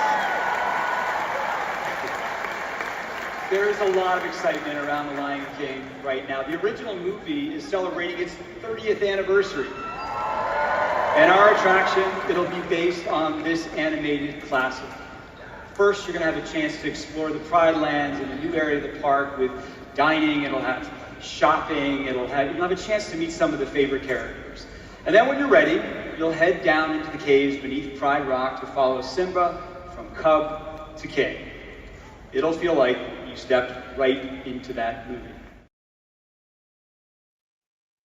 So there you have it, coming to us soon. I know that Disneyland Paris has been one of those parks where it feels like no matter what they do to stimulate the attractive nature of the theme parks, nothing ever seems to stick there, and they've been investing heavily in trying to develop Disneyland Paris into a destination that everybody wants to go to. The fact that they are, for the first time, outside of, say, a show or a parade, which has been heavily what Lion King has been involved in around the world at Disney parks, right? It's always been entertainment based. Now finally giving the Lion King its own attraction in a Disney park, this is a reason to visit. Oh, 100%. And, again, I'm just sad that, listen, it would have fit in. Come on.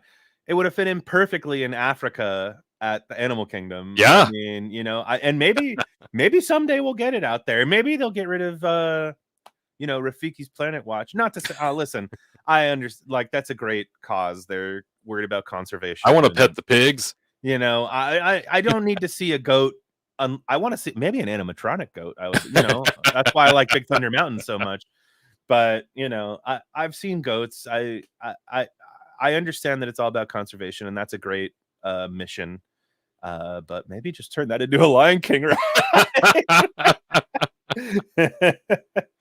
They've got the space. Yeah, they could certainly do that. And it certainly is an attraction that, at least in concept art, does look like Splash Mountain. DSNY Land saying looks like Splash Mountain. I think it does too. Yeah, it really does. It looks exactly like it, except there's a giant lion off the side of it. Yeah. Yeah. So perhaps it's the same layout. I don't know, but it's definitely, with the IP attached, the first thing Lion King has ever had in terms of an attraction at a Disney park. So I'm just thrilled that it's happening. And Disneyland Paris deserves it. So great to see that too. Yeah, good on them.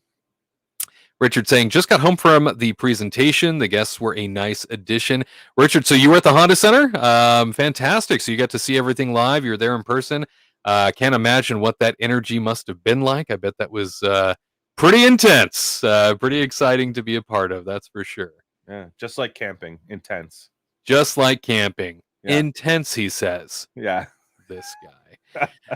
Well, buddy, it is, like I say, it's almost 1 a.m. We're just a couple minutes shy. 4-hour broadcast nearly 4 a.m. on the East Coast.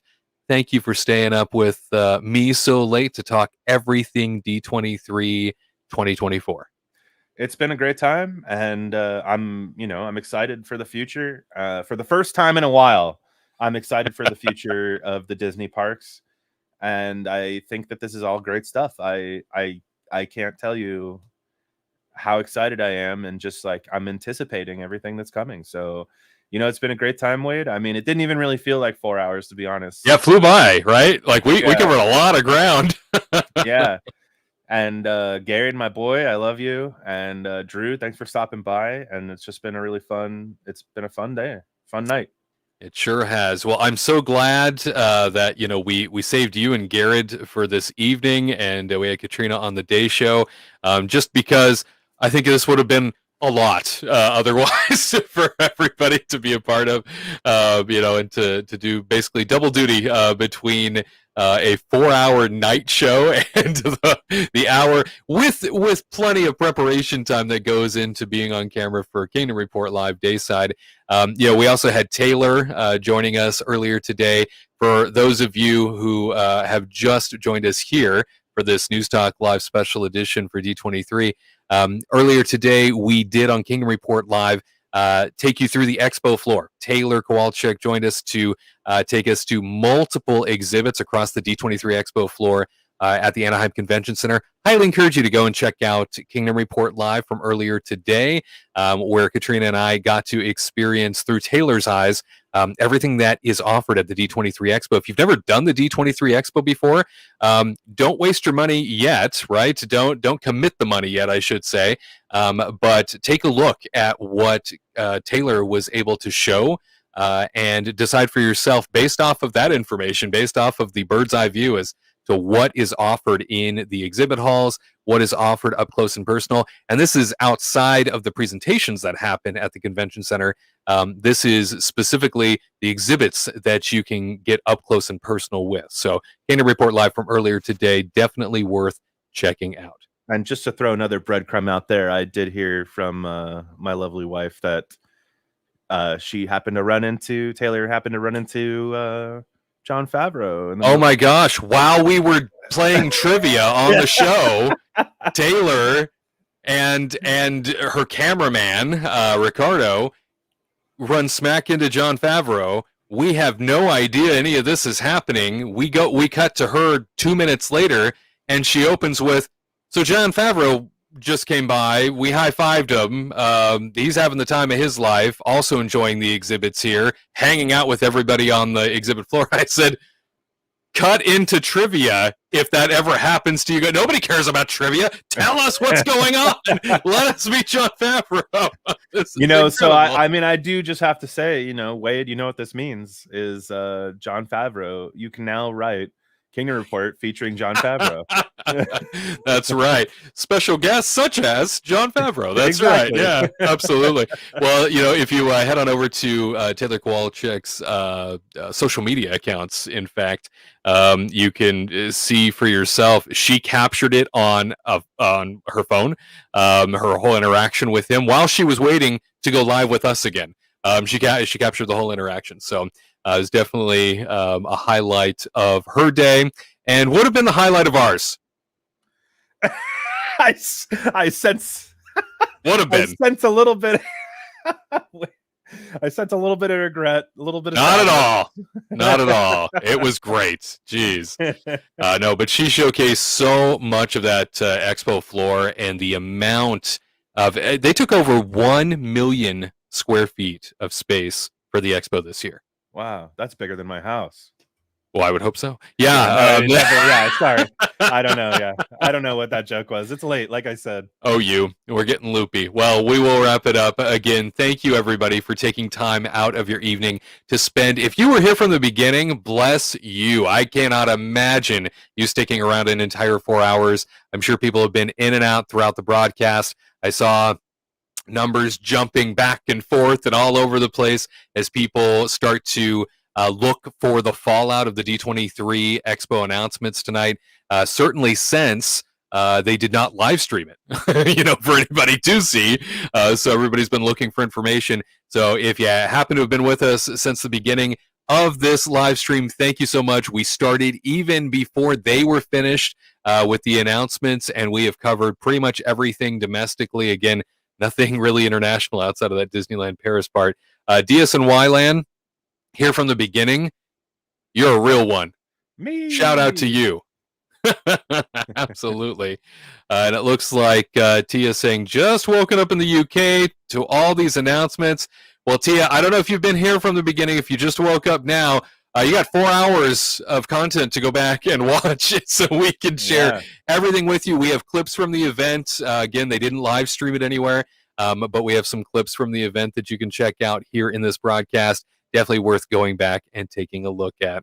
Again, if you've been with us since the beginning, thank you. You are the real ones. And we will be back with you Saturday for an all-new Kingdom Report Live, 3 p.m. Eastern, 12 p.m. Pacific. On behalf of Tyler Crouch and myself, have yourself either a good morning or a good night.